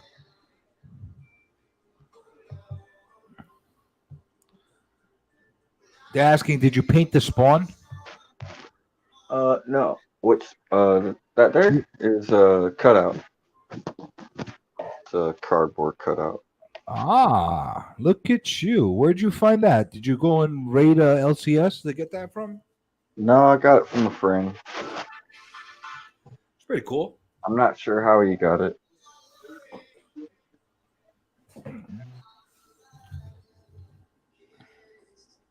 I like that Amazing Spider-Man poster. What is that? Metal or is it a poster? It's a big, thick, like a wooden canvas. thing.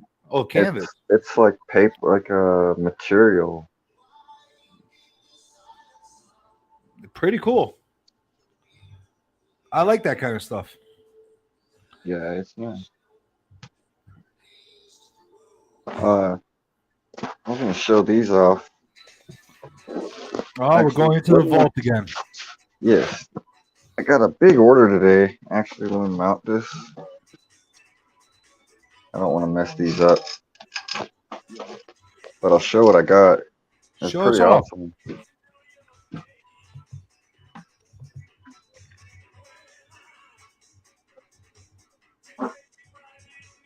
What is K logo?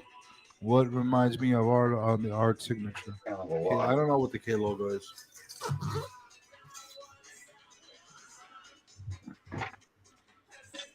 If you guys don't like 80 music, too bad.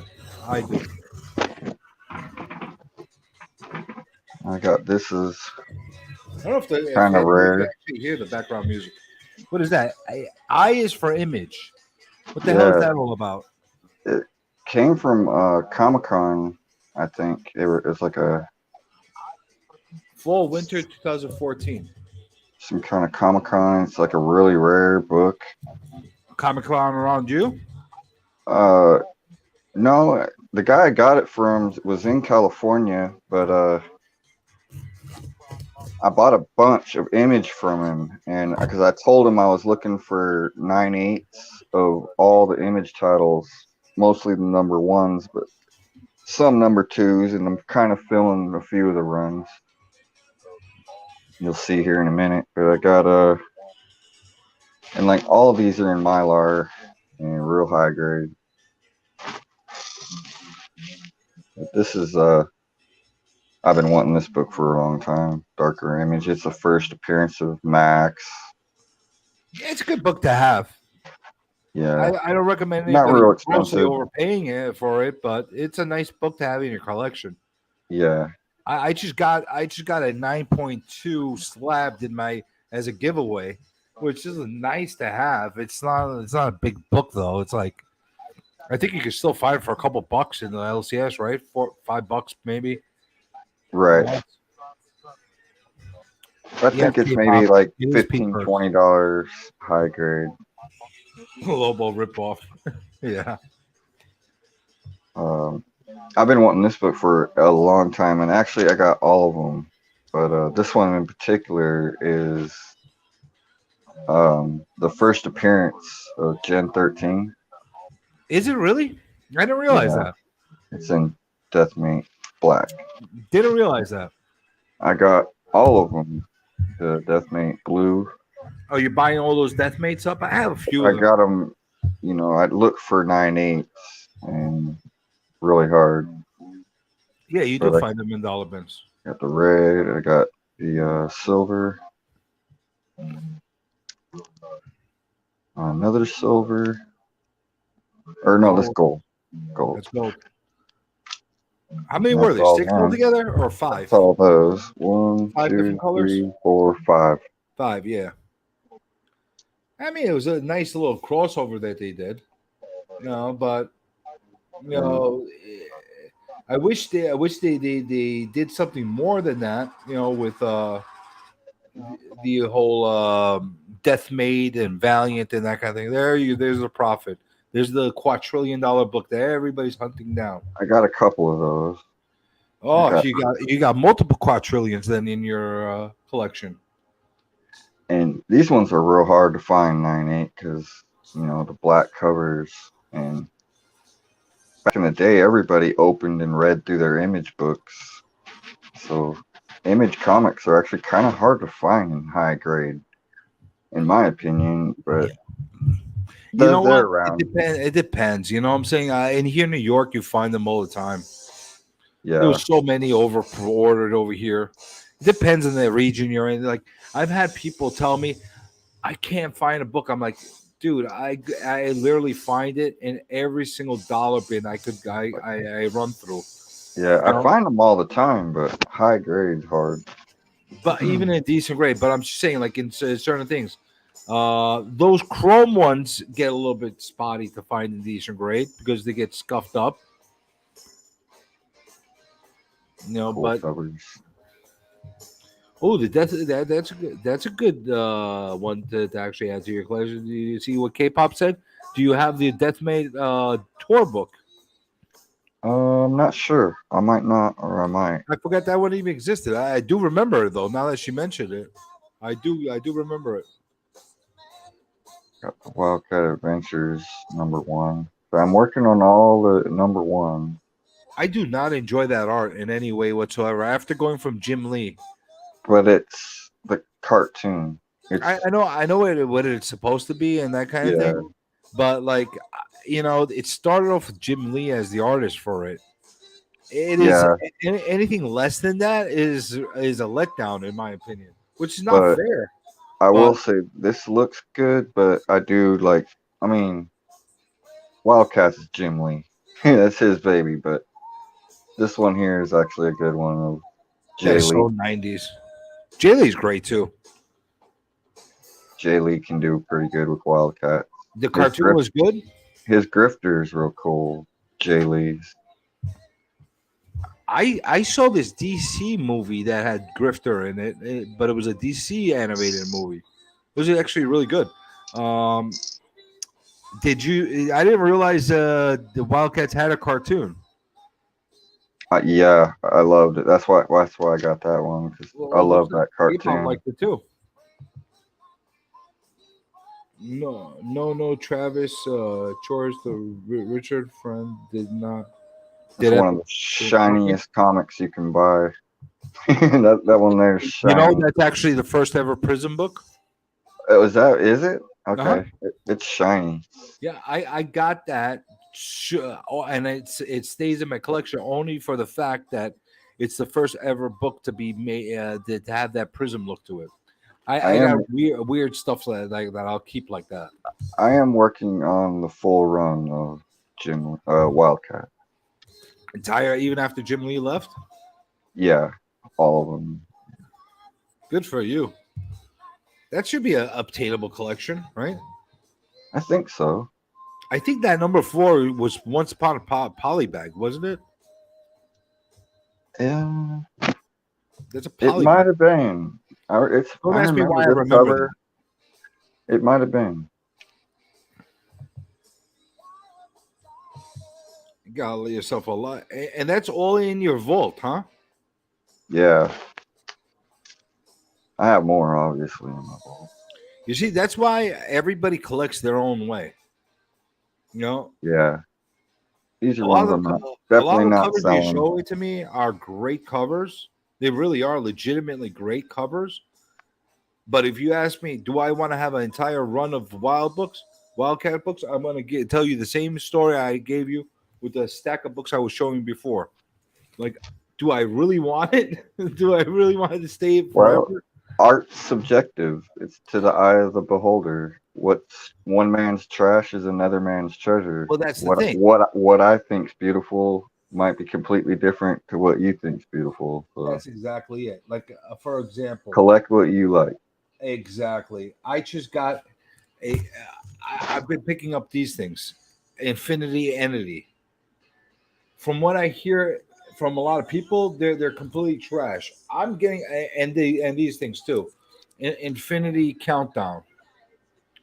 And that's getting big here.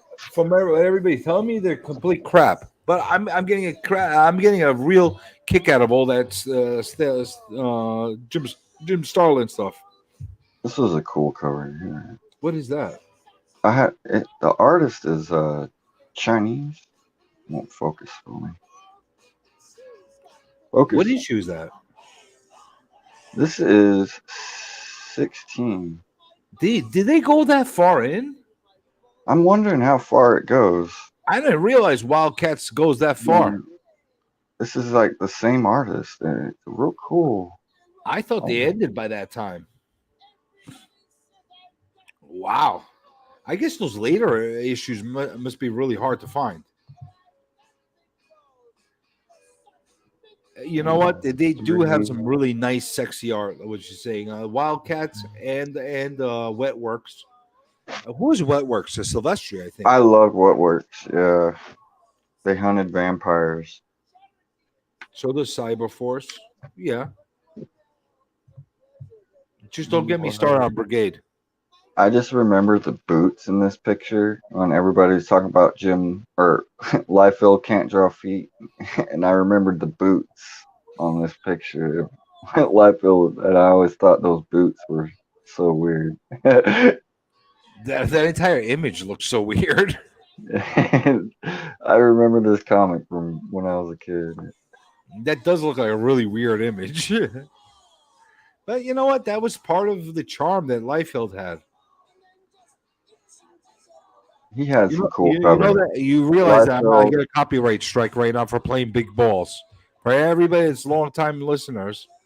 Jeez. Mike from Funhouse Comics is here. And here's a cool one from Liefeld.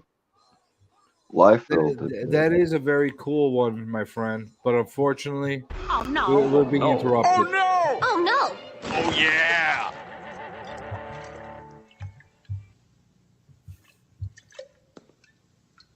Okay, can I ask everyone to please stop saying "oh no" in this courtroom? Because the fucking Kool-Aid guy's gonna keep showing up. Thank you. Okay, you got it out of your system? Huh? You got it out of your system, Mr. Funhouse Comics? Jesus Christ. All right, please continue, my friend. All right, here's another cool Liefeld. I don't know why that. You know, there's something significant about that comic. You know that? I don't know. Flip it over.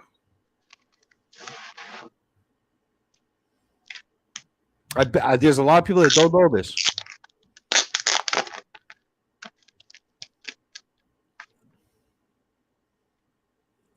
Whoa.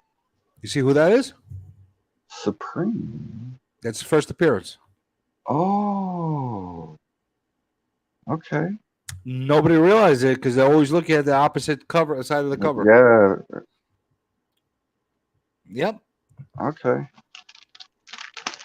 K-pop, you're really into Chapel, huh? Yeah, he's kind of sexy, I guess. Having a skull on his head, yeah, that's really sexy, creepy kind of thing. Second printing. I thought that might be a little rarer than the first print. By the way, people, just go back to that copy of Youngblood #3. I want to make a point with everybody. If you're one of these freaks of nature that have to spec on every single thing that you see, and you want to get something for really cheap, and you see that book for 50 cents or $1 in a dollar bin, go for it. Go for it. Because if Supreme becomes anything and he becomes like a prophet kind of character or something like that, you're going to look like a super genius. But if you bought it for a lot of money, you're going to look like a moron. So be very wary. I got some more Gen 13s. I'm trying to get all the Gen 13s. I'm only collecting the Campbell covers from Gen 13. That's actually a nice crossover with Bone. I love that cover. Was that before or after Image got the rights for Bone? I mean, started publishing Bone. I'm not sure. This was after, probably, because the original Bone, I think, was way before Image started. Love skulls. No, there you go. I figured, K-pop, you got a skull fetish. You got a skull fetish. I have the 90s and banned them with all the books. All right. That's not a Campbell cover, is it? Yep. It is, right? Yeah. That's one you don't see that often. You usually see the really super sexy ones often with Campbell.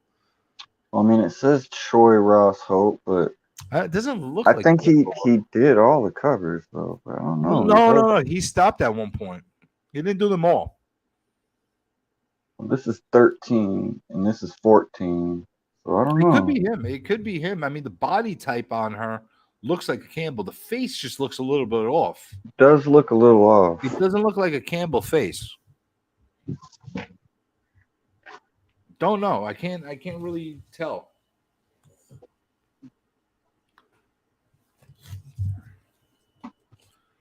What else you got over there? Have you completed your how many more you need of those Gen 13s? Not too many more. I need to fill, like, I got a lot of the number one. Is that supposed to be a homage to something? Gen 13, that cover? I'm not sure. It does look familiar. It looks extremely familiar or something. What that something is, that doesn't look like a Campbell cover either. It's not. That's definitely not. That one there. That doesn't look like Ramos. Oh, that's Hugs. why. You know, I do not like Ramos' art. When he took over on Spider-Man, it looks so freaking weird. That doesn't look like that looks a completely different artist too. That's Adam Hughes. Is it? Right here it says it'll focus. That's probably before he got the current person he used for colors now. That doesn't look like the typical shading and coloring that the Hughes. This was when he first started. He had a lot more outline. Yeah, his work was a lot more outlined. It is really clean, nice line art. It is really, really nice from that aspect. It's just not the Adam Hughes that you've come to expect from today. Yeah, this was just some of his first work. That's pretty cool. That's actually maybe a good reason to keep it if you're an Adam Hughes fan. Like, I'm starting to collect a lot of obscure stuff from artists I like. Like, I got the first Jim Lee Conan, the first McFarlane Conan, all obscure. Union. That's another book that you can find in a lot of places for cheap. And that might be a good book down the line. It wasn't an abysmal character. You know, No. Union was a decent character. They just didn't do anything with him. I liked his design. Design's great. I think it was Texera. Yeah. I could tell Texera Mark from a mile away. What? Mark Texera. Yeah, I could tell his art from a mile away. He made his name and reputation off of Ghost Rider.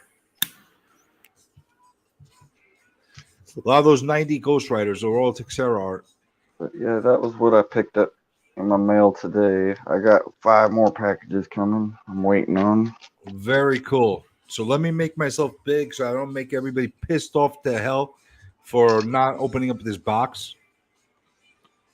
Let's switch. Did everybody like Aaron's room and his look at me? Did everybody enjoy that? If everybody absolutely loved Aaron's room, which I do, I want to hear oh yeah. Can everybody give us a oh yeah? Oh yeah. Oh yeah. Can we hear oh yeah for Aaron's killer LCS room? Let's see how many people actually listen to me. That glow in the dark skull cover.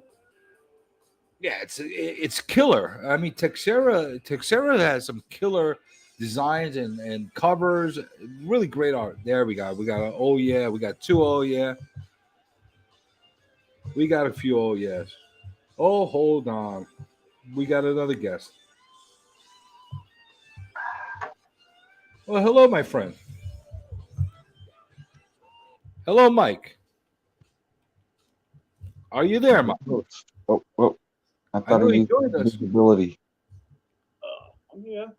Holy crap. There he goes. Oh, sorry. I like all those image books. Mike, you've been a busy boy. I You've been terrorizing everybody all over the place and whatnot, stealing their giveaways, the whole nine. I mean, You've been winning. I mean, somebody's got to do it.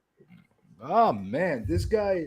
Are you gonna start making videos to show us how to be the number one giveaway guy?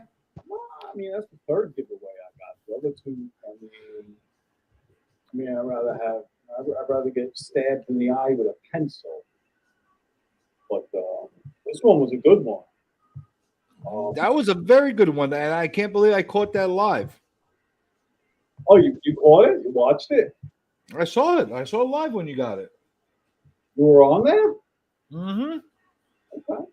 I was lurking. Found out. I was telling my LCS owner about it, and I told him the name of the place. You know, the name of the seller, and he says, you know, he lives right over here. One of our regulars. That guy that's heavy set. And like, holy shit, really? I mean, I didn't even know that. And I mean, I checked, and I mean, it'll be here tomorrow. And I just won it yesterday. I'm gonna be really honest with you. I a lot of times I'll jump in and out of the streams, and I won't say hello or anything to anybody because I want to stay under the radar in case there's something I want to bid on. Because I don't want people to realize I'm in the chat. I do that too sometimes. But this time I just went in and I passed by it. I wanted to check something, and I went in because I saw they had 300 people in there. I saw you win it, but I didn't realize it was you that won it until you IG'd me. On the giveaway. I didn't want to do any whatnot shows until all this San Diego Comic-Con was over. It was just too much to try to compete with. Actually, I think that would have been a perfect time if I was ready and prepared for it. I probably would have done them long streams and done them while everybody else was doing their chaotic whatnot streams when they were at the con. I would have had a nice, well-structured one where their rooms were so full. I was like, man, I don't know if I can even get a customer to come into my room. Believe me, if you do it long enough, they get tired of that stuff, and they'll jump from there and come on to you, check it out. Like I would have done probably next year if I'm doing that, which I don't think I am. I don't know if I will be or not, but if I am, probably during the big cons, I will be on for 12 hours straight. Just 12 hours straight. Just putting out stuff. You want it, you want it. You don't want it, no problem. And because of the fact that people are hopping in and out, you're going to be the one consistent that's going to be there throughout the whole day. And they're going to pop in and out of you just because they're channel surfing. And I finished my look at me story. I apologize about that. Yeah, No, that was a little out of line, but little out of line. I'm sorry. I apologize. You did. Well, you brought it up. I wasn't. I did bring it up. I just want to finish, and then the floor is yours, Captain. Let's hear the rest of your look at me. There was 300 people in the room, and I was wondering why. So I popped in, and I was already, following them already. So, and automatically I got into the giveaway for their 2,000 subscriber giveaway, and the giveaway was CGC 9.0 Signature Series ASM 362, signed by Mark Bagley, second appearance of Carnage. And I mean, I figured, fuck it, here. I walked around the supermarket, I had the phone in my hand, I'm shopping in the store, and I'm watching, and I'm like, one to 300 odds, like 312 at that time. And they ran it, and I mean, I was looking to the right over here at the soda, and congratulations, Mike Cattell. I was like, oh, what? I looked out, and then, the little box, there was my name. I sent you the screenshot, CJ. Yeah. That's how I put two and two together. When you said that, I'm like, holy shit, it was that guy. I didn't realize that you were the one that won it. That guy. I know. It was CJ, that yours. This is yours. Oh, by the way, I did very well over. I don't know how other people did, but as a buyer, I fucking That's awesome. over this weekend because of the Comic Con. I'm telling you, I've seen you. You go in and out. You're quite the lurker yourself. Right. You know. And a lot of those lurks turn into fucking great books. Yep, that's exactly how it's done. And I'll show you what I did over here with New World Order comic, New World Order comics. You know, you're gonna. This was a good one, a very calculated risk, and it worked out really well. You know, while Aaron was this did not come opened up, by the way. While Aaron was doing his look at me, I decided to be proactive and multitask and actually do something to open things up. So all I got here is a bunch of pretty freaking awesomeness. And I'll tell you why. What'd you say, Mike? When did you buy that stuff? Just 3-4 days ago. Okay, so that wasn't when I you. No, just like 3-4 days ago.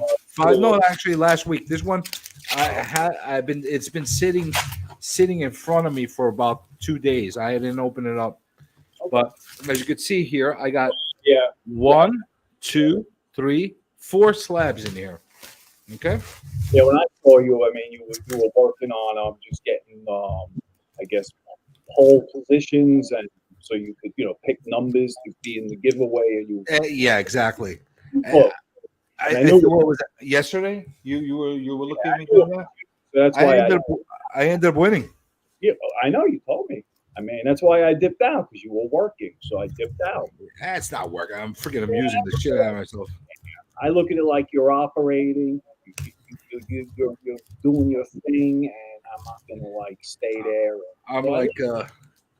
I'm like one of these how you call it weirdo people that go in there with kamikaze attacks on all the whatnotters, and then I run out of the rooms. No, I watch that. I mean, he comes in. He's like Iceman. Comes in very, very slow.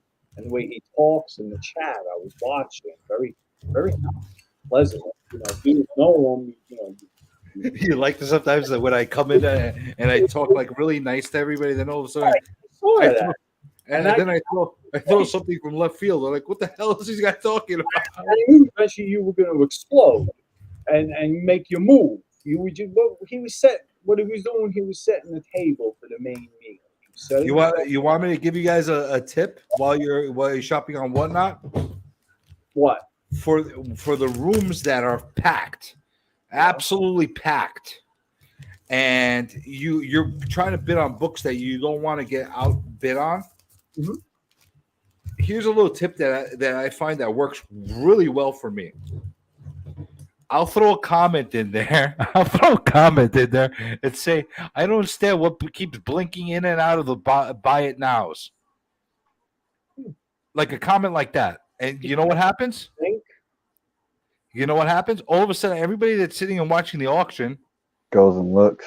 They start going to look at the buy it nows. And then he can snipe them. And I end up getting the bid. I end up winning the auction. And I was doing it for about 5 seconds left on the auction. The art of distraction. Telling me, is it bad to do that? Is it devious? No, it's just like I'm just playing on human nature. People just I don't know. It's hilarious. Well, let me while you're opening that. War tactics. There's a lot of tape here. This is a lot of tape by New World Order. I'll tell you that much. Is my mic? Tape me out. My mic off.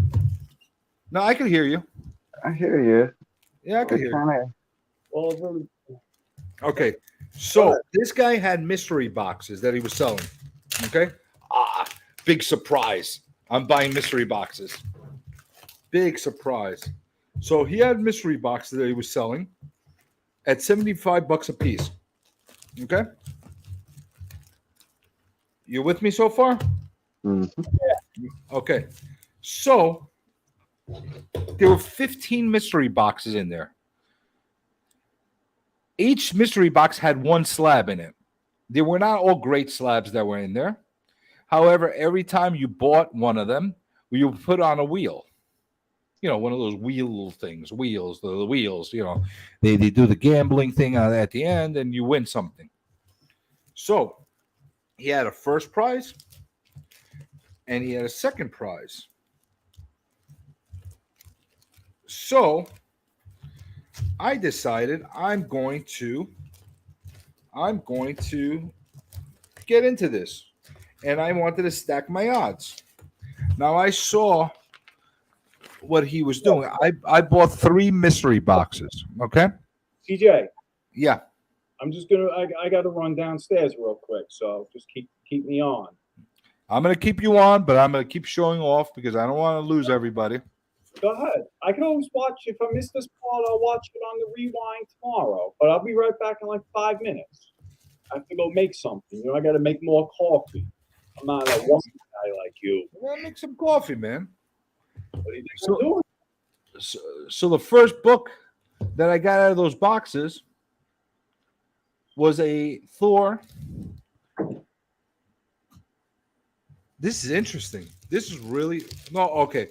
All right, I forgot what how it works. Okay, so every single book that he had in there, besides getting the slab, he threw in a raw book in there too.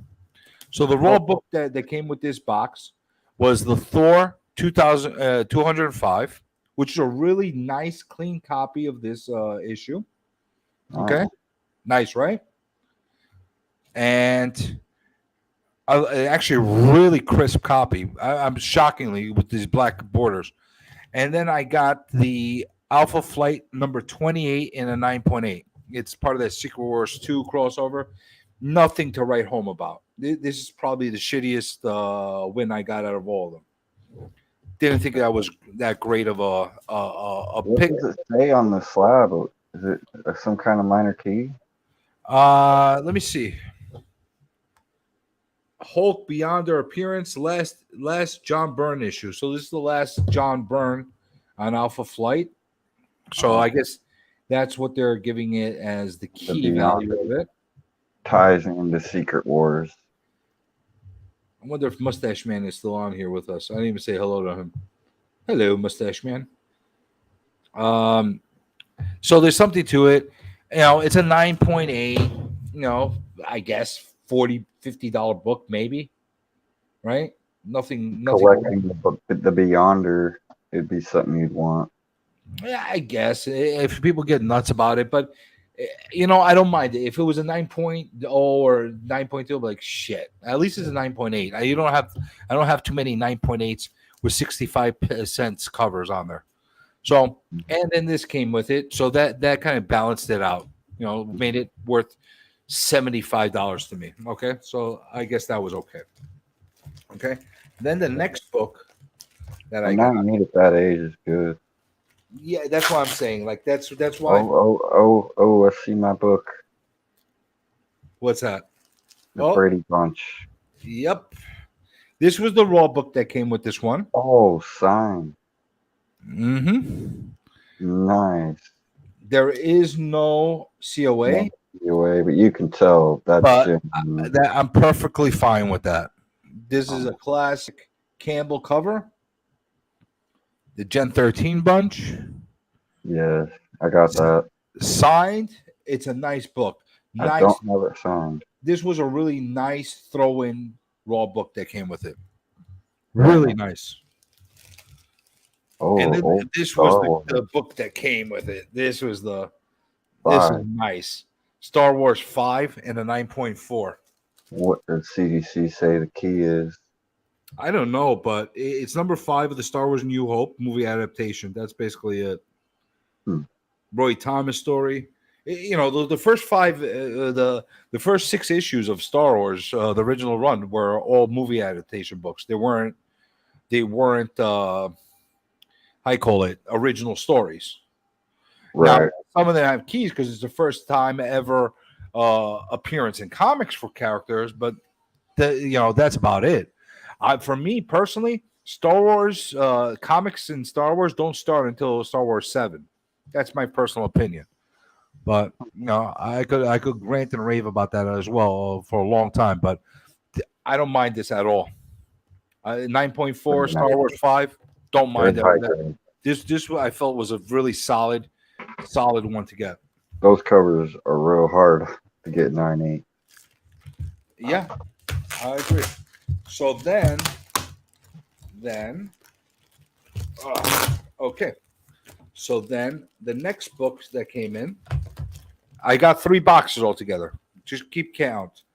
$75 it cost me altogether. I'm sorry, each box. So $225 altogether. It's late. I'm dizzy.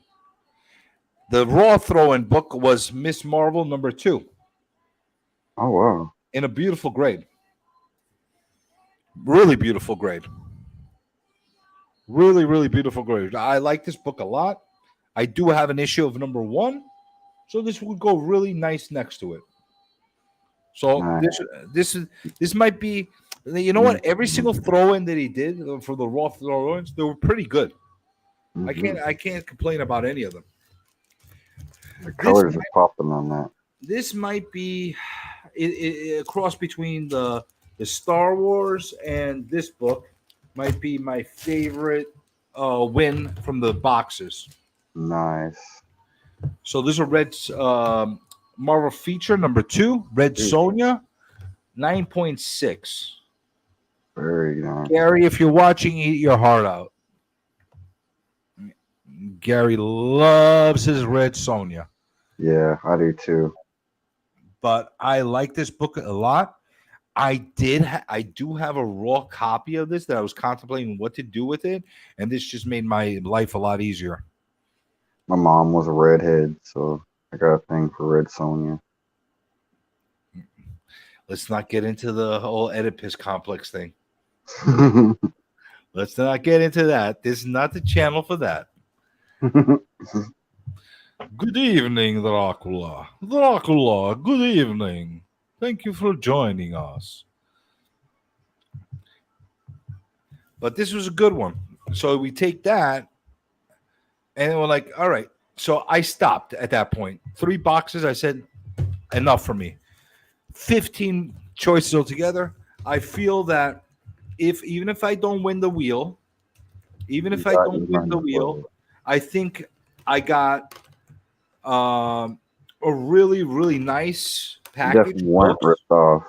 Yeah, the only one that I don't think that I would like. This is a keeper. The Star Wars is a keeper. The Alpha Flight, I really don't have use for, but it's fine. You know what I'm saying? Right. Yeah. But these are the keepers. Maybe I could find some nutty Canadian. Hey, Dracula's here. He's a nutty extra Canadian guy. Maybe he'll like that Alpha Flight. Anyway, so that being said, we stacked the odds. In my mansion, I had the most. I had the most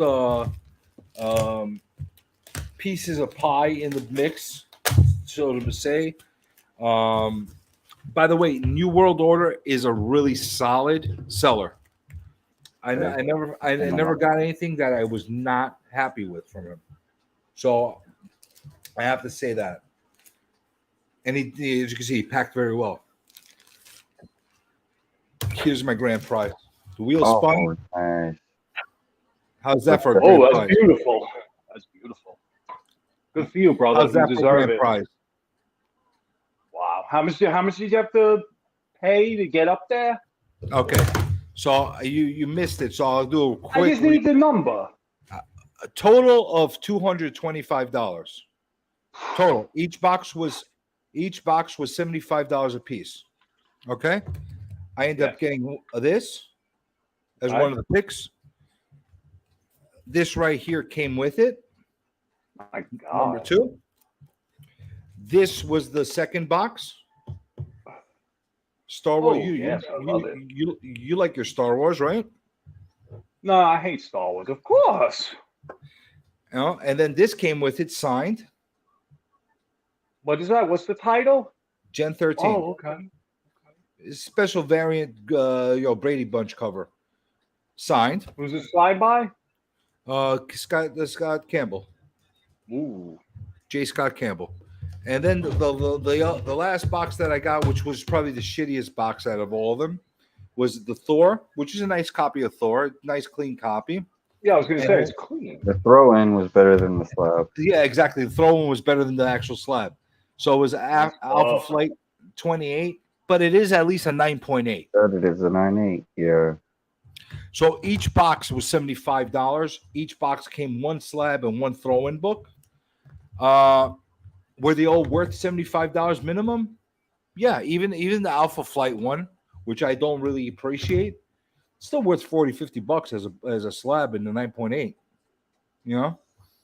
Definitely. It's a 65-cent cover book that's, a 9.8. And then this thing would probably go for like $20 in the LCS. So, more or less, I got my money's worth and then some, especially with the Red Sonja and the Star Wars that I got in. Those are two pretty good hits that I got in there. So yeah, that was good. And then top it off by winning this. What is that? The first appearance of what's his name? The Deathstroke. Nightwing. Oh, first, okay. Deathstroke. First Deathstroke. High grade. Yeah, that goes for a little bit. How you gonna beat that? You can't. For $225 to get all of them, I could literally hold on to this and liquidate the rest of them and break even, and still have this. Good stuff. How could I go wrong with that? That's good calculated. So that's exactly. There were 15 total boxes in the guy's mystery box, right? Everyone came with a slab and a raw book. I got 3 out of the 15. The nearest person in me as far as volume of boxes was only 1. Mm-hmm. And I counted. I got lucky enough to get on as he started the boxes, and I started counting to see how many boxes each person was getting. So when I saw that they were getting them for $75 and they weren't even bidding them up, I said to myself, you know what? He's about 10 in right now. None of the big hits got hit yet. Bigger books, I guess, because he was counting the Star Wars as one of the bigger books in there, and the Marvel feature. No, the Deathstroke was the grand prize. That goes for. Is that a newsstand or regular? These are regular. Doesn't matter. They're all newsstands. Regular. Gotcha. No, this is a regular one. This is direct. And it's Let me see that. And it's a It nice goes for like cover. Yeah, it's kind of all over the place in prices, but it's got to be a at least 9.0 goes for $200. I was about to say, so it got to be at least 9.0 is going for $200. This might be a $300 book for all I know. Yeah, that's pretty up there. It might be like $300. No, that's why I said that I made my money back as far as what I spent on it. Just for the individual prices. A 9.4 sold for $250. It sold for $250 on 9.4. Yeah. Yeah, so the 300's not outrageous for this. No. I'm sure a 9.8 will go for some pretty money. But I was happy because I wanted this in my collection. I just didn't want to pay crazy money for it. So there you go. 9.6, $350. There you go. Sold. How's that as far as a good strategy? Very good. Yeah. No, I think you can't go wrong with that. Oh, it's also the first Nightwing? I didn't realize that. That's what I said. I said it's the first. That's what I said first. First Nightwing. Yeah. I didn't realize that. I thought it was only the Deathstroke. Wait, the reason it's more popular is because of Nightwing. Because Nightwing is ongoing. Actually, yes. Yeah, I know. I said that. I said Dick Grayson becomes Nightwing. That's right. And first, I'm looking at the wrong cover. First appearance. It is actually not the first Deathstroke. No, actually, that book is right there. That's worth a hell of a lot more than what he was looking at. Yeah, looking at the wrong book. I could see it from here. Yeah, it's the Deathstroke's different. Yeah, you're looking at the wrong book. Yeah. That's like $1,000 book in that grade. That might be a lot, yeah. If it's Nightwing. Dick Grayson becomes Nightwing. First appearance of Jericho. I don't know who the hell Jericho is. What's the title name? Tales of Teen Titans, number 44. I'll tell you what. But it also is the origin of Deathstroke. It's not as much as Deathstroke. Deathstroke's more. But it's still a great book to have, though. It's still a good book. Yeah. Let's see. It's a killer sold. I'm looking for a 9.6 sold. Raw at 70. It's got to be going for $200-300. A 9.0 is 150. Yeah, there you go. 9.6 has got to be $200-300. I don't even have to look at it to know that. Yeah, 220. 220. A 9.2 for 150. Yeah. 9.6, 220. $220 is the value. It's a $200-300 book, more or less. On a good day, it'll get higher. On a bad day, it'll get lower. You know, it's a 9.8. It jumps up to 560. Yeah, well, that's the thing. You know, they all jump up significantly at 9.8. You know, but this, you know what? I actually like this. A lot of those in 9.6, but there was one for sale for 300. Someone took the best offer on it. I bet you they got $250 for it. If I had to be a gambling, 9.8 is $700. I want to say that guy that took the best offer while having it priced at 300. If I was a gambling man, I would probably say he probably took somewhere in the proximity of 250 to 75 and accepted it. Hey, CJ, can I do my look at me? It's only one thing. Let me make you big. Only two. Yeah, two things. Let me make it. That I got in the last 2 days. Make it entertaining, my friend. Hey, I'm just pulling it out. I mean, it's already open. I mean, I got it already. Both I got on Whatnot. This is Something is Killing the Children, number 9, the second print, with the first cover appearance of Jessica Slaughter. Oh, that's a good one. Is that the first cover appearance or the first appearance? It's the first appearance in first cameo in story, and the first cover. But only on this one. The second print, yeah. And this is the second print. The second print is the only one that has her on the cover. I didn't even realize she didn't show up until the 9th, issue 9. No, you're thinking about Erica Slaughter. Erica Slaughter was there since issue 1. This is that's what I'm thinking. Oh, who's she? Yeah, Jessica Slaughter is her sister. She showed up in issue 9 and cameo, and only the second print has her right there on the cover. Because I've only read the first I got this book. You don't even want to know what I paid for this 9.4. You want to know how much I grabbed it for? I would love to hear. $25. Get the hell out of here. Wow. Yeah, you can't touch it. Raw, this is a $70, $80 book. Look at me. Look at you. $23 flat. Look at this. And this I just came in today. I just got this because I love this cover and I couldn't pass it up, and the condition was like brand new. What If Planet Hulk number 1? Oh, great pickup. Great pickup. Nice. Perfect condition. Just like if it was, I took it off the stand. I saw it. Pickup. I had it up. Nobody else knew what the fuck it was. I'm just looking around. If you told me $15-20, I would have said great pickup. Nah, $10. Hard to find book. Yep.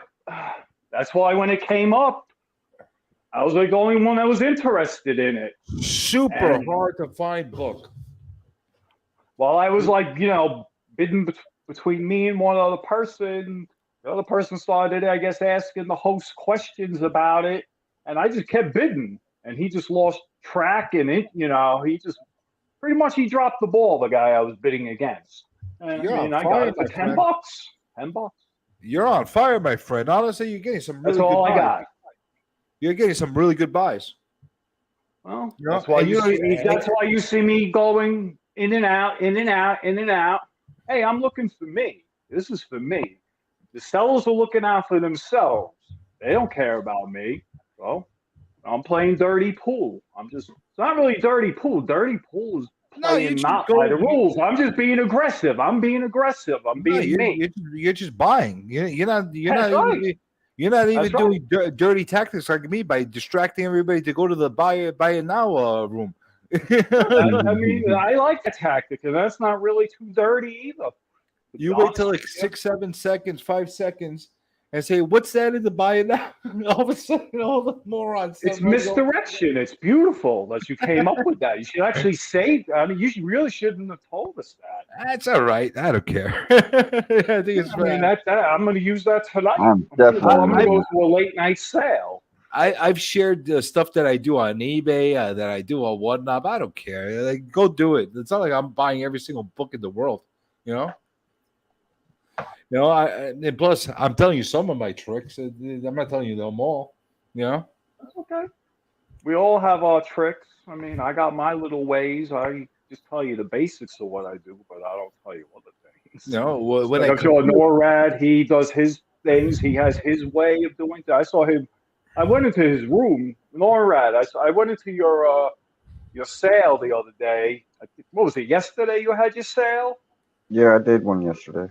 Yeah, I went in. I mean, I was in there. I think it was like 7 or 8. No. It was actually pretty busy. It was like 22 people when I went in, and I just wanted to see like what type of stuff you were selling, but you weren't like selling the type of things that I would, me personally, what I was interested in. I caught Nora on a day where like it was like I remember when I bought a bunch of stuff from you. There were not a lot of people in the thing. I still feel guilty because I picked up some stuff from you for real cheap. Like that's the part of me that I feel like I got a slab from him for like $25-$30. All kinds of stuff I got from him. Make amends. I kind of feel guilty sometimes. I'm sure it's going to come back to me when I'm on whatnot. Not if you make amends right now. No, it was fair on both sides. I got what I wanted. You got what you wanted. Well, that's the key. I keep what I like. Yeah, that's the key, and that's how I'm going to feel too. Whenever I get rid of some of the stuff, even though I know that some of the stuff is going to go for cheaper than it's really worth, and I could probably get more if I squeeze it and that kind of thing. At the end of the day, I didn't want it, so and I'm perfectly fine selling it for whatever it goes. I can get a little bit back out of it. I'm happy. I just want to be whole as much as possible. That's the way I'm looking at it. So, like, if I don't want to do the dollar bids and all that stuff. I really don't, because I feel like if I'm going to be giving away for $1 and paying whatnot half the money in fees, just to do it for $1, I might as well just give them away. It comes out to CJ. It comes out to 38 cents on that dollar. That goes to whatnot. Yeah, but then you got to considering the shipping supply. I know, but I'm just saying you don't give them half. 38 cents. Yeah, but I'm just saying at the end of the day, what are you going to get? Better to do a $5 sale than a $1 sale. Only way you do a dollar sale is if you throw up a slamming raw book or a slamming slab that and there's at least minimum 60 people in the room, and that shit within 5 seconds is going to skyrocket to like $80. I see that all the time. I bundle as much as I can together. Try to do as many bundles as I can, and then I also, when I find a buyer that really likes something and I know I have a lot of it, I keep trying to appease to that one buyer. Even though I'm appeasing to one person, if I have it, I'm going to try to sell all I have to him. I'll mention, hey man, I got more if you want, and I'll just keep throwing up more of what he wants. Well, that's kind of the mentality I'm saying. Instead of putting them up for $1 a piece, I might put up a bunch of books that are the equivalent to $1 a piece. The less transactions, the more you get to keep. Yeah, exactly. So the equivalent dollar, there might be entire sets or runs or something, or mini series that people might want, and put them up for like $5 or whatever the case is, $6, and whatever goes goes. That kind of mindset. I might do that. And And I always put in like the lowest weight for shipping for the buyer as I can, and then I adjust it afterwards to where Whatnot will have to pay the correct weight. well, how's that come back to you? Did they charge you more after? Nope, it doesn't come back to me. See, as I'm selling the book, I set the weight in of what I'm selling. I'll set it to one of the lowest weights they have. They have presets. Yeah. It'll be like 4 to 7 ounces, 8 to 12 ounces. Well, that's typically what one comic 12 is. to 18 4 to 7 ounces, right? So, well, they actually recommend the one above that. It's like 8 to 12 ounce. They recommend using the 8 to 12 ounces, but I go the one below it. And the 8 to 12 ounces will cost you $5 if you buy something, and then it'll be $1.50 every purchase after. That's why I go one lower, which 50 cents each one, and then that's only $4 for your initial buy, and then it's only 50 cents after each. Well, do you get burned on that first one? I don't, because you don't get any of the shipping money. You only get what you sell it for. Well, I'm not saying that you don't get any shipping money, but I'm saying wouldn't Whatnot try to charge you more if the weight is Whatnot? Then isn't going to get their full amount of the money that they should for the shipping, but they're going to have to pay it out their pocket, and they make enough profit off all the other shippings to pay the extra. So I don't mind ripping Whatnot off basically by making them pay the difference in the weight, because I'm putting in the lower weight, but it's actually going to weigh more than what I'm putting in. So when I'm all done, I have to adjust that to be correct at the post office. I mean, for the post office. I'm thinking though, sooner or later they're going to catch on to what's happening, and they will tell the seller loophole that they don't know about. You have to put in the correct weight. Eventually, they will fix that. I'm sure. I'm pretty confident about that. But if it's 50 cents extra per book or something like that, it makes sense. Have 50 cents for every extra seller. You could have $1 for every extra purchase. It's a big difference just in one little weight class. Yeah, of course.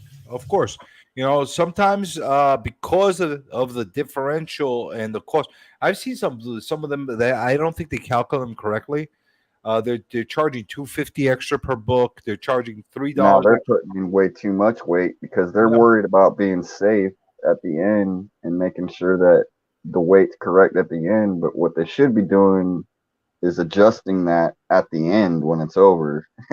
They shouldn't be overcharging us just in case it does weigh more. I'm gonna go get my coffee, CJ. All right. They're basically doing it as a safety. My headphones in. For themselves. So my thought process is, if I decide to do like a giveaway or something like that, where I throw it in to somebody that like let's say I throw in an extra book or something like that, I could always adjust that after the actual auctions for the weight, for the extra book that I'm throwing in. Yep. I could do that. You edit. Yep. You can edit each one. Yep. And your typical book, one comic in a Gemini, should be about 7-8 ounces, right? In Gemini, it should be. I think they have it 7 to 12 ounces. 7 to 12. 7 to 12. That doesn't sound right. I'm thinking it's about a half a pound, 7 to 8 ounces for one. Like if it's only one book in a Gemini, unless you fill it up with cardboard. You're right. I don't know.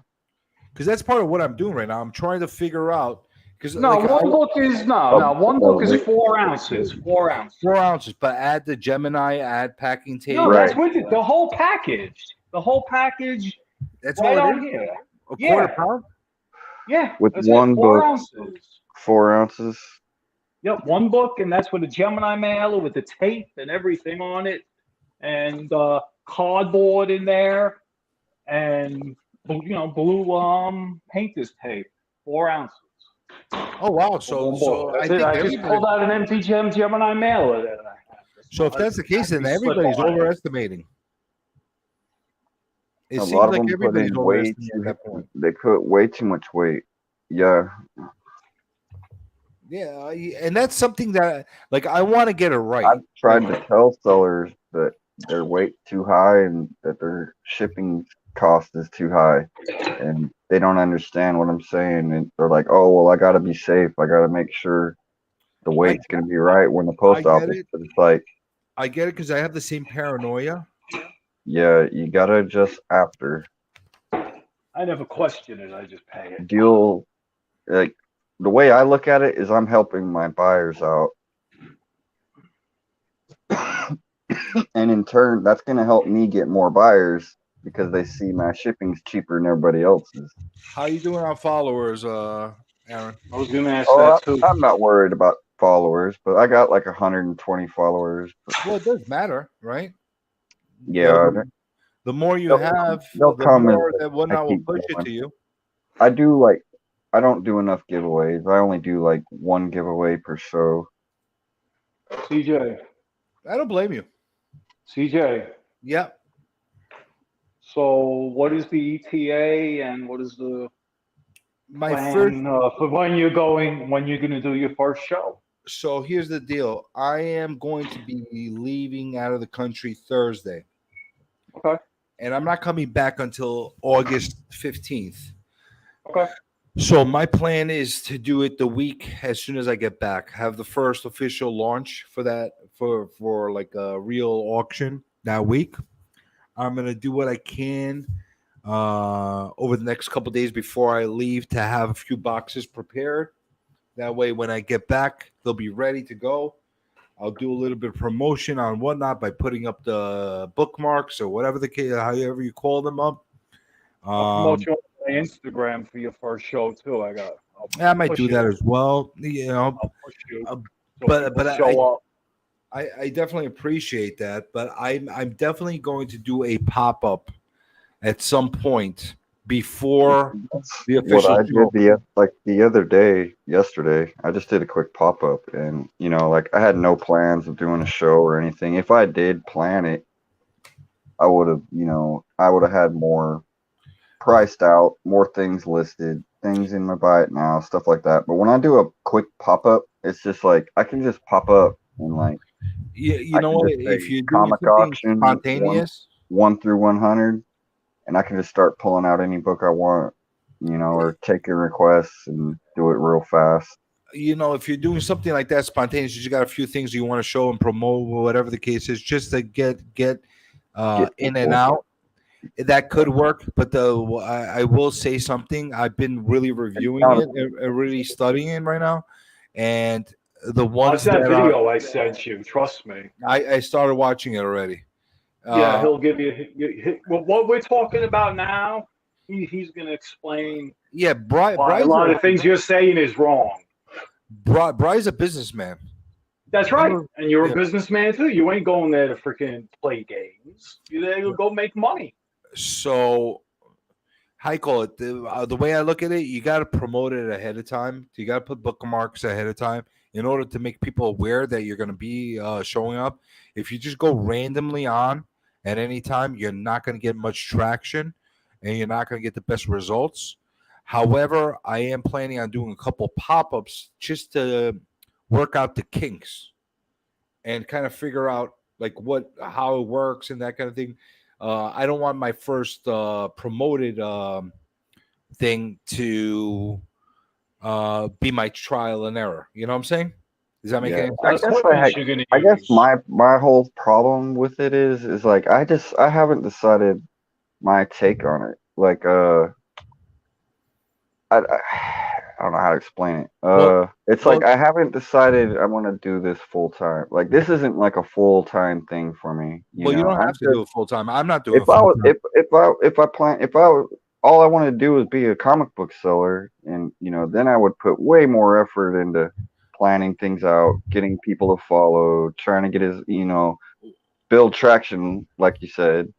But it's the fact that really I'm just selling off things I don't really want in my collection, and when I'm done with that, I think I'm back to just collecting, being a collector. I'm a collector over being a seller.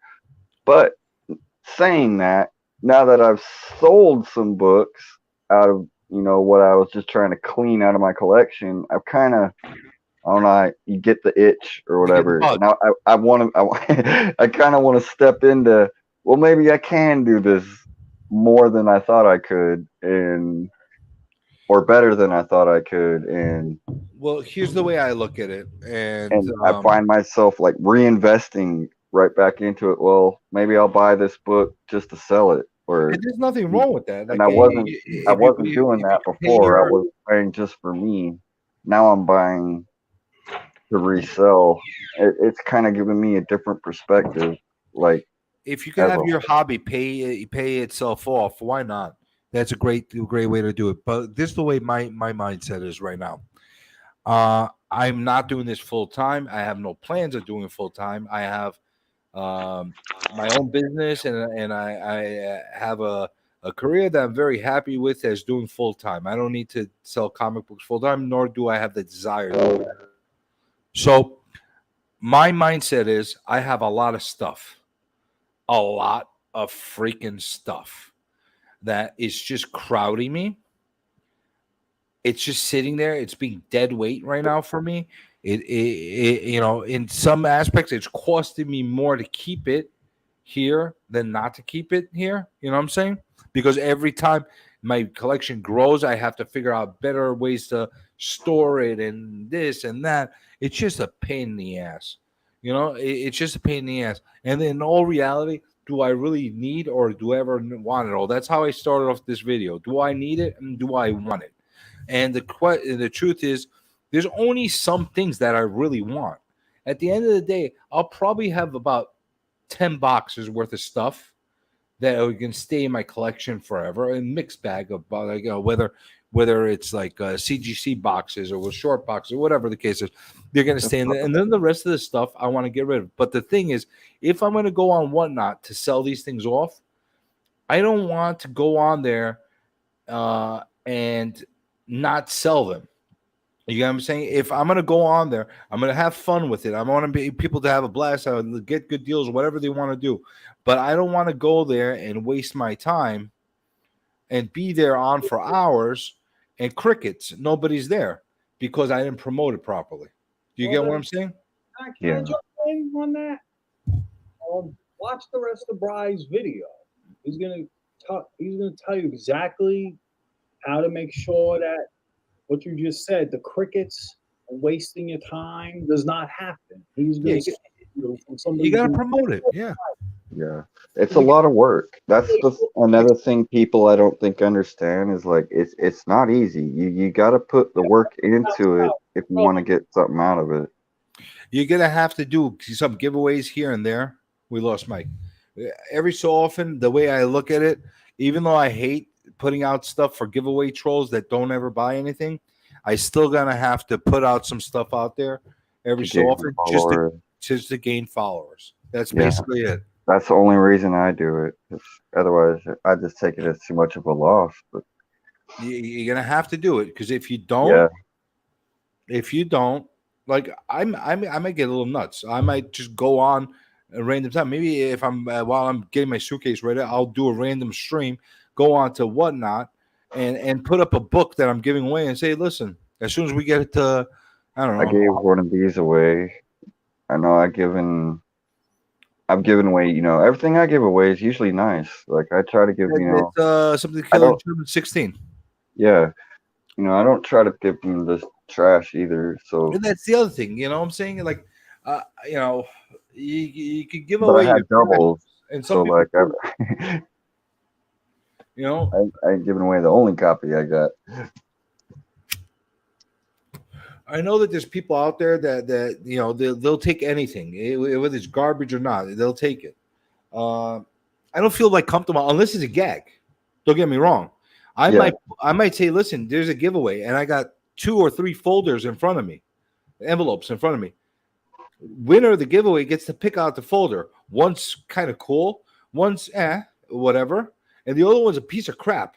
Let's see how lucky you are. You know what I'm saying? Like I might do something. Test your luck. Yeah, test your luck and make it fun and make it amusing to everybody. And you know what? Even if a giveaway troll wins at that point, you know what? He kind of earned it a little bit at that point, or she earned it a little bit.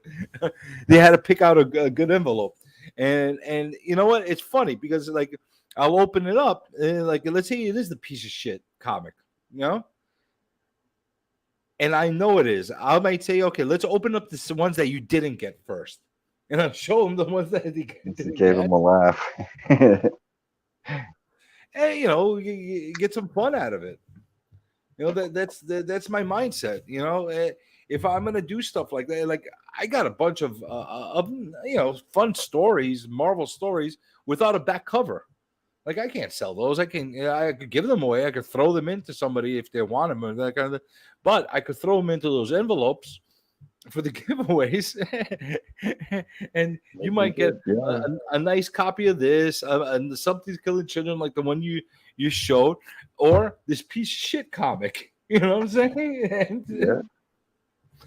And you know, people get a laugh out of it. You know, at least I will. It'll amuse the hell out of me. You know, that's the way I look at it. But you're going to have to do stuff like that. If you really want to get traction, just maximize your time that you're putting in there. Something's got to be done because, like, I don't mind goofing around. Like, right now, I'm goofing around with you guys here on YouTube, okay? But I didn't have to prepare for it. I didn't have to sit there and spend hours of putting inventory together and writing notes and knowing what the hell I have and that kind of thing. I didn't have to do any of that stuff. My mindset is if I got to sit there and I have to really prepare, and that's the kind of guy I am. Like if I'm going to do something where somebody's going to actually spend some money with me for one reason or another. One thing I have been doing is staying organized. Like that's one thing that's definitely helped me is just keeping everything organized. Don't get in books spread out everywhere, knowing where everything is. And that's what I'm doing right now. That's exactly what I'm doing right now. Like I'm putting together boxes where like I don't want this. This is gonna go. The gotta go collection. You know what I'm saying? Yeah. And I'm stacking up boxes like that where okay, I don't need this. I don't need this. I don't need this. Then I'm going to go into all my runs. Like I'll go into my Amazing Spider-Man run and say, okay, what do I have duplicates of? Let me pull out those duplicates. You know what I'm saying? I'll go through that like a different round of stuff. I heard there's a new app out or coming out that's supposed to help organize and price your collection. I don't remember what the app is. You're talking about Overstreet? It might be Overstreet. Overstreet decided they're going to throw their hat into the app game now. Yeah. I might have to get into that because just the pricing alone would help me so much. Yeah, it definitely will, especially if you're dealing with books that are hot and if you want to know what the hot 10 are. But the truth is, all you got to do is spend a couple hours navigating through eBay and whatnot and see what the hell the trends are. Yeah, eBay is where I usually go to. But whatnot as well. If you just go through the library one after the other and you're seeing what people are bidding up, you're going to say kind of know what to start things at. Yeah. And what they're selling for. That's how you're going to know. Because there's no, you know, the apps, the Overstreet, the Key Collector, the CLZ app, the Cover Price, they don't pull from whatnot sales. At least not yet. I know they need to have some sort of whatnot sales for at this point. I think are the real feel of what the community is willing to spend. Yeah. You know, so if they're gonna be doing that, and the other thing that makes it really tough is a lot of people don't label their auctions. Like you don't know what, like it'll say auction lot 1, auction lot 2, auction lot 3, auction lot 4. It doesn't say what's in there. So there's no way for a track one of it. these app things to be able to track what's sold in that lot. All they know is a comic called Auction Lot 1 sold for $5, you know? Yeah. So it's tough. It's really, really tough. Whenever I see that auction lot 1, comic book lot 1, I have to myself do that a lot. But really, I just look at it as, well, really, these are dollar books. Then, like, you're kind of telling your sellers that you're just pulling out some dollar books because you haven't really took the time to look to see what it's worth. You know, if you did, you would have put the information in. Yeah. And so it's kind of a red flag when you see that in a whatnot auction, when you see yes auction and no. 1, comic 1. But I'll tell you, like yes I and said, no. I myself do that.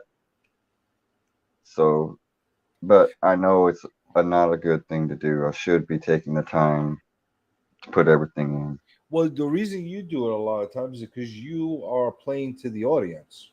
Yeah. You're asking people, what do you guys want? Yeah. And because you're doing that, you can't have a structured auction list because you don't know ahead of time what you're going to put up there. Mm-hmm. What you might be better off doing is actually putting together an auction list. Dedicated shows. And no, I'm saying you could put it together an auction list, and if it doesn't sell, transfer it over to the next show. Yeah, that's another thing they said, that we can save our lists once we put them in now. So that'll help me once I do. You could do that, and one, it's I think it's going to help you like crazy as far as the shipping part of it is concerned, because you're not going to have to remember who bought what or see where you put the post-it notes on whose lots and that kind of thing, and nothing could get lost that way or confused, because it happened to me a couple of times. The show tonight, but like if I did it, like that's how I would have to do it. I would put everything in as like auction lot 1 through 100, but then as I put the book up, I'll put the information in, and then if it doesn't sell, the information will still be there, and when the show's over, I can save the list. You know, how you call it? Let me see which one it was. I'll tell you one specific comic that I got in these lots that there was a big issue with. Is it not here? I thought it was here. But it's apparently not here. There was a Strange Tales that I got, and what ended up happening with that Strange Tale, the guy lost track of who bought the book or who didn't get the book. And the old Strange Tales. Yeah, this book right here. Yeah. Okay. So the guy was messaging and scrambling who got this book. Not a good thing. I mean, I was, I told him that was my book. I was the last person on the lot, whatever the case was. That's not being organized. It's not.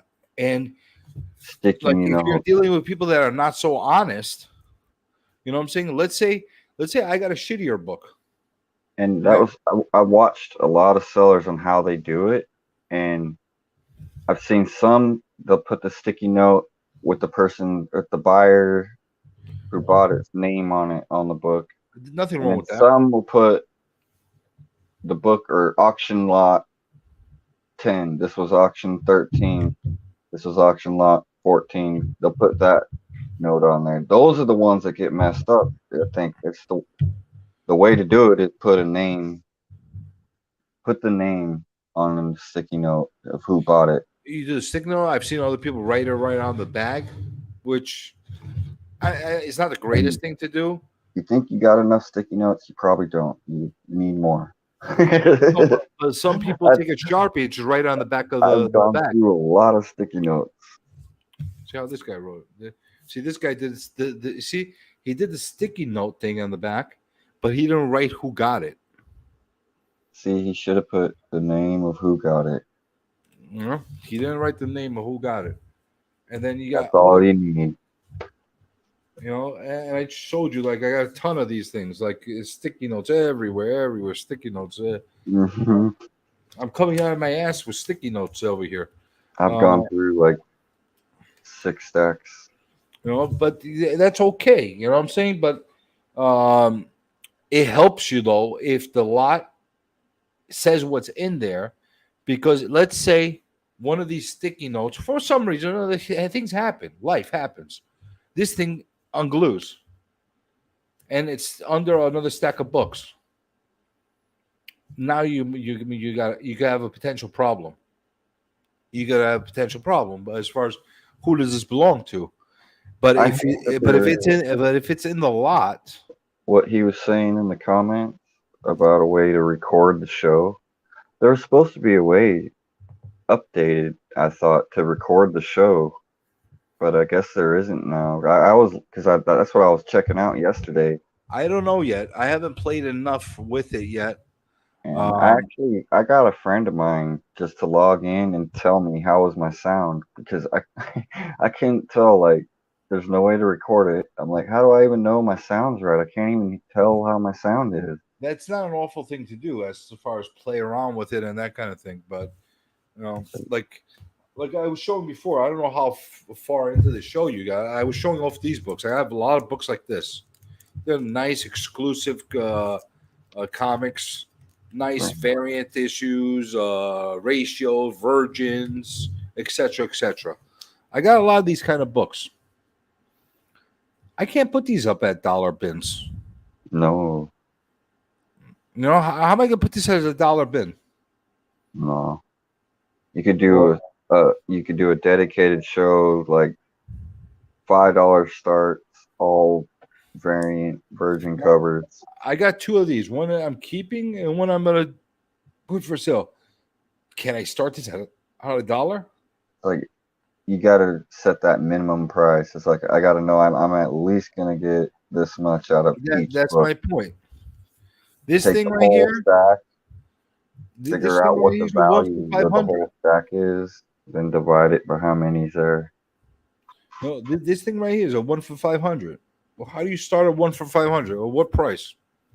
These are the things that I'm trying to contemplate and trying to figure out.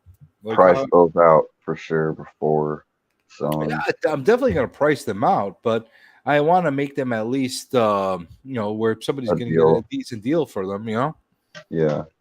I'm not looking to get full value off of them, unless some nut job is willing to over spend on them. But they're nice covers. These are all like, $15, $20, $30 covers. I love that Venom. See, I collect Venom, so I would want that. Well, yeah.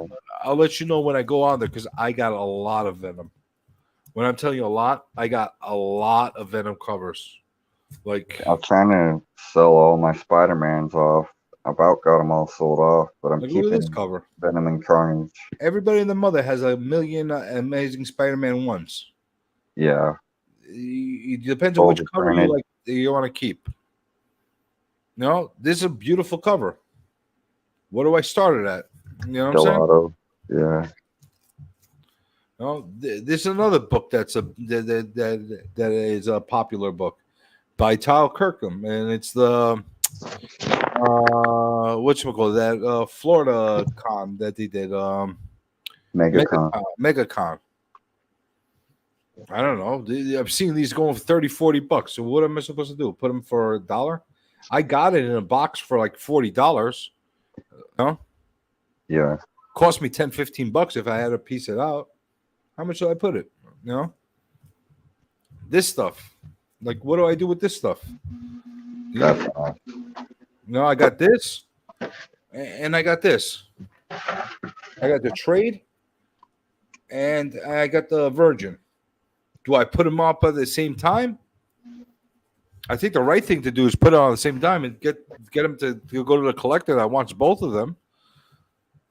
See, I got all my sticky notes, all the names. But I put these things for $1 at the same time. I'm going to get clobbered. Here's another great Venom cover. You seen this one? Yeah, I saw that. This is a nice one, right? I think it is, yeah. I got 2 copies of this one. One I'm going to put up when I'm ready, and the other one I'm not. I'm going to keep it. I like this one a lot. I like it a lot. Very stylized. Yeah. This I got like 2-3 copies of. House of Slaughter. That is cool. The Jenga But I don't like House cover. of Slaughter. I just like Something Is Killing the Children. And this supposedly is special because you see the eyes? It's got the Yeah. red eyes. The normal version doesn't have red eyes.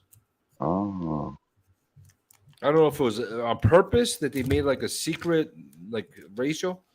And look at these guys. They don't even put the matte tape on. They put the like scotch tape on. It pisses me off when they do that in the plastic bags. It really pisses me off. There's a lot of these that I didn't beg or board. They are as how I got them, you know. I strongly suggest, especially if it's a high-priced book, open them up before you send them out.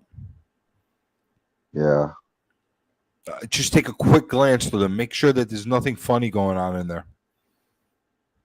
No, because I know a lot of people that got burned like that, where they sent it without opening up, thinking it's a perfectly mint book.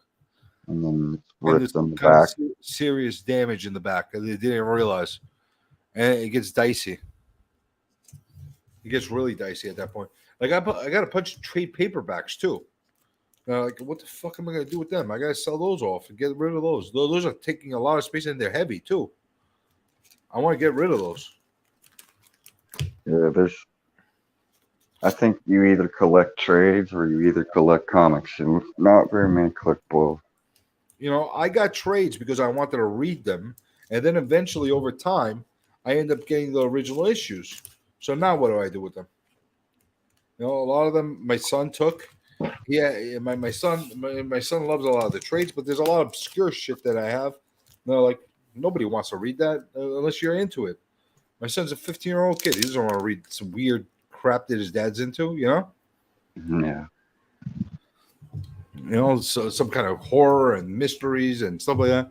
I got a stack like this of trades, hardcover trades from a stupid character from a Cartoon Network called Adventure Time. I don't know if you even heard of them.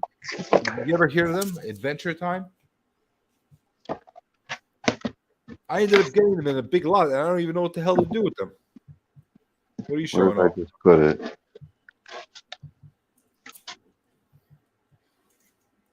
Get the hell out of here. You actually have them. Get out of here. That's it. Adventure Time. Not one. I got two. I got the free comic day and the regular. Hey, you want to hear something funny? It's worth $100. Are they really that expensive? Yeah. Wow. Oh, so maybe if I put this up for auction, people will like them. But I don't know. I've put it up a couple times, like for $50, and didn't get no one's attention. I tell you what, you wouldn't get my attention for $50, but I could care less about freaking Adventure Time. But I got those trades that, like, if I put them for $5, somebody would take them, right? Maybe. I don't know.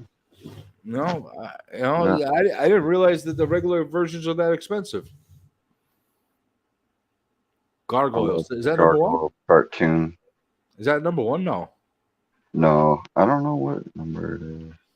Doesn't really say. 9. You know, those gargoyles, especially the ones in the later issues of the run, are going to be hard to find because they started limiting the print run and nobody was buying those books. And they've got big popularity. Number one is a good issue to have. See, Ren and Stimpy I've heard of. That I heard of. Beavis and Butthead, Ren and Stimpy. I heard of these characters. Adventure Time? What the fuck is that? I don't even know. What do you got? Justice League? You know, an obscure comic that I ran into that I have a couple of issues of that I didn't realize I had was Aquaman 2 from the 90s series. You know what that is? That issue? Aquaman 2? Mm-mm. It's the issue where his hand gets eaten up by piranhas. That's an awesome cover. Yeah. That's awesome cover. That's like from Classics Illustrated. Yeah. A great cover. So I forgot all about that comic. I have too. I wanted that comic. You know, and it's very King affordable. I didn't Aquaman. realize it was affordable. Yeah. No, I thought there would be a lot more traction on that, but it's pretty affordable for a decent copy. You get it for like $5, $6. You know, that's which Silver Surfer was that? Is 51.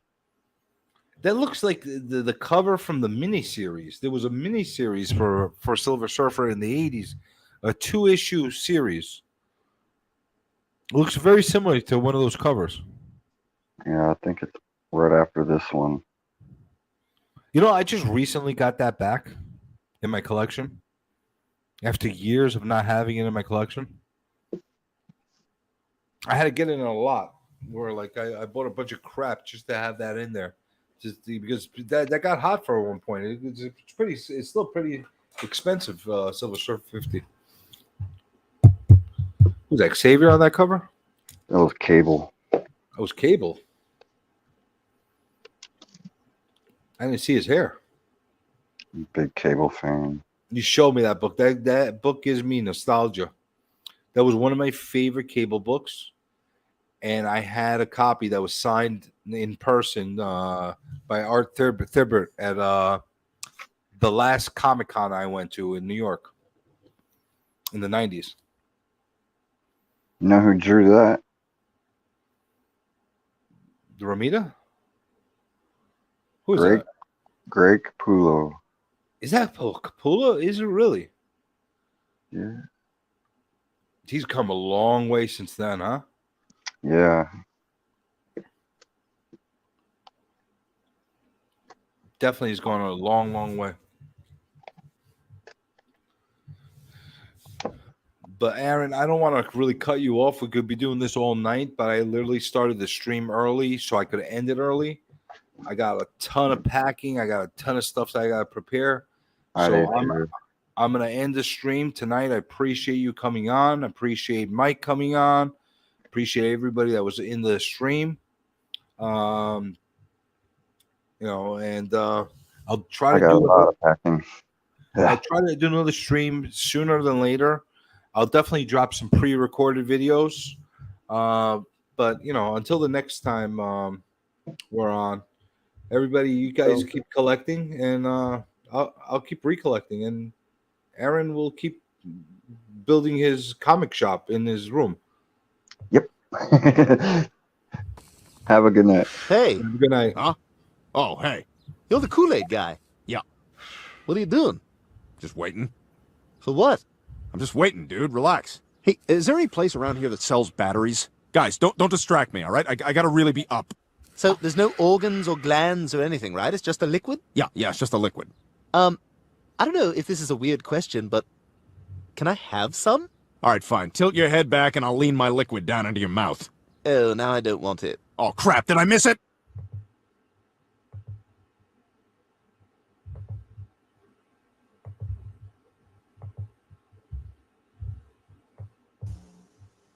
Promotional consideration paid for by the following. Coty Wild Musk, the essence of animal attraction. Wild musk oil for her, Coty Musk cologne for him. Use it before you stop. And that is it, boys and girls. End the stream. Go home. Good night. Go to bed. Do your thing. But this stream is over. Have a good night. Have a good night. Thank you. Go away. Thank you. Go away. Press like. Kick the, subscribe. Do all that. Goodbye. Goodbye, gentlemen. Good night. Good night. Good night. Go away. Good night and go away. Oh, yeah.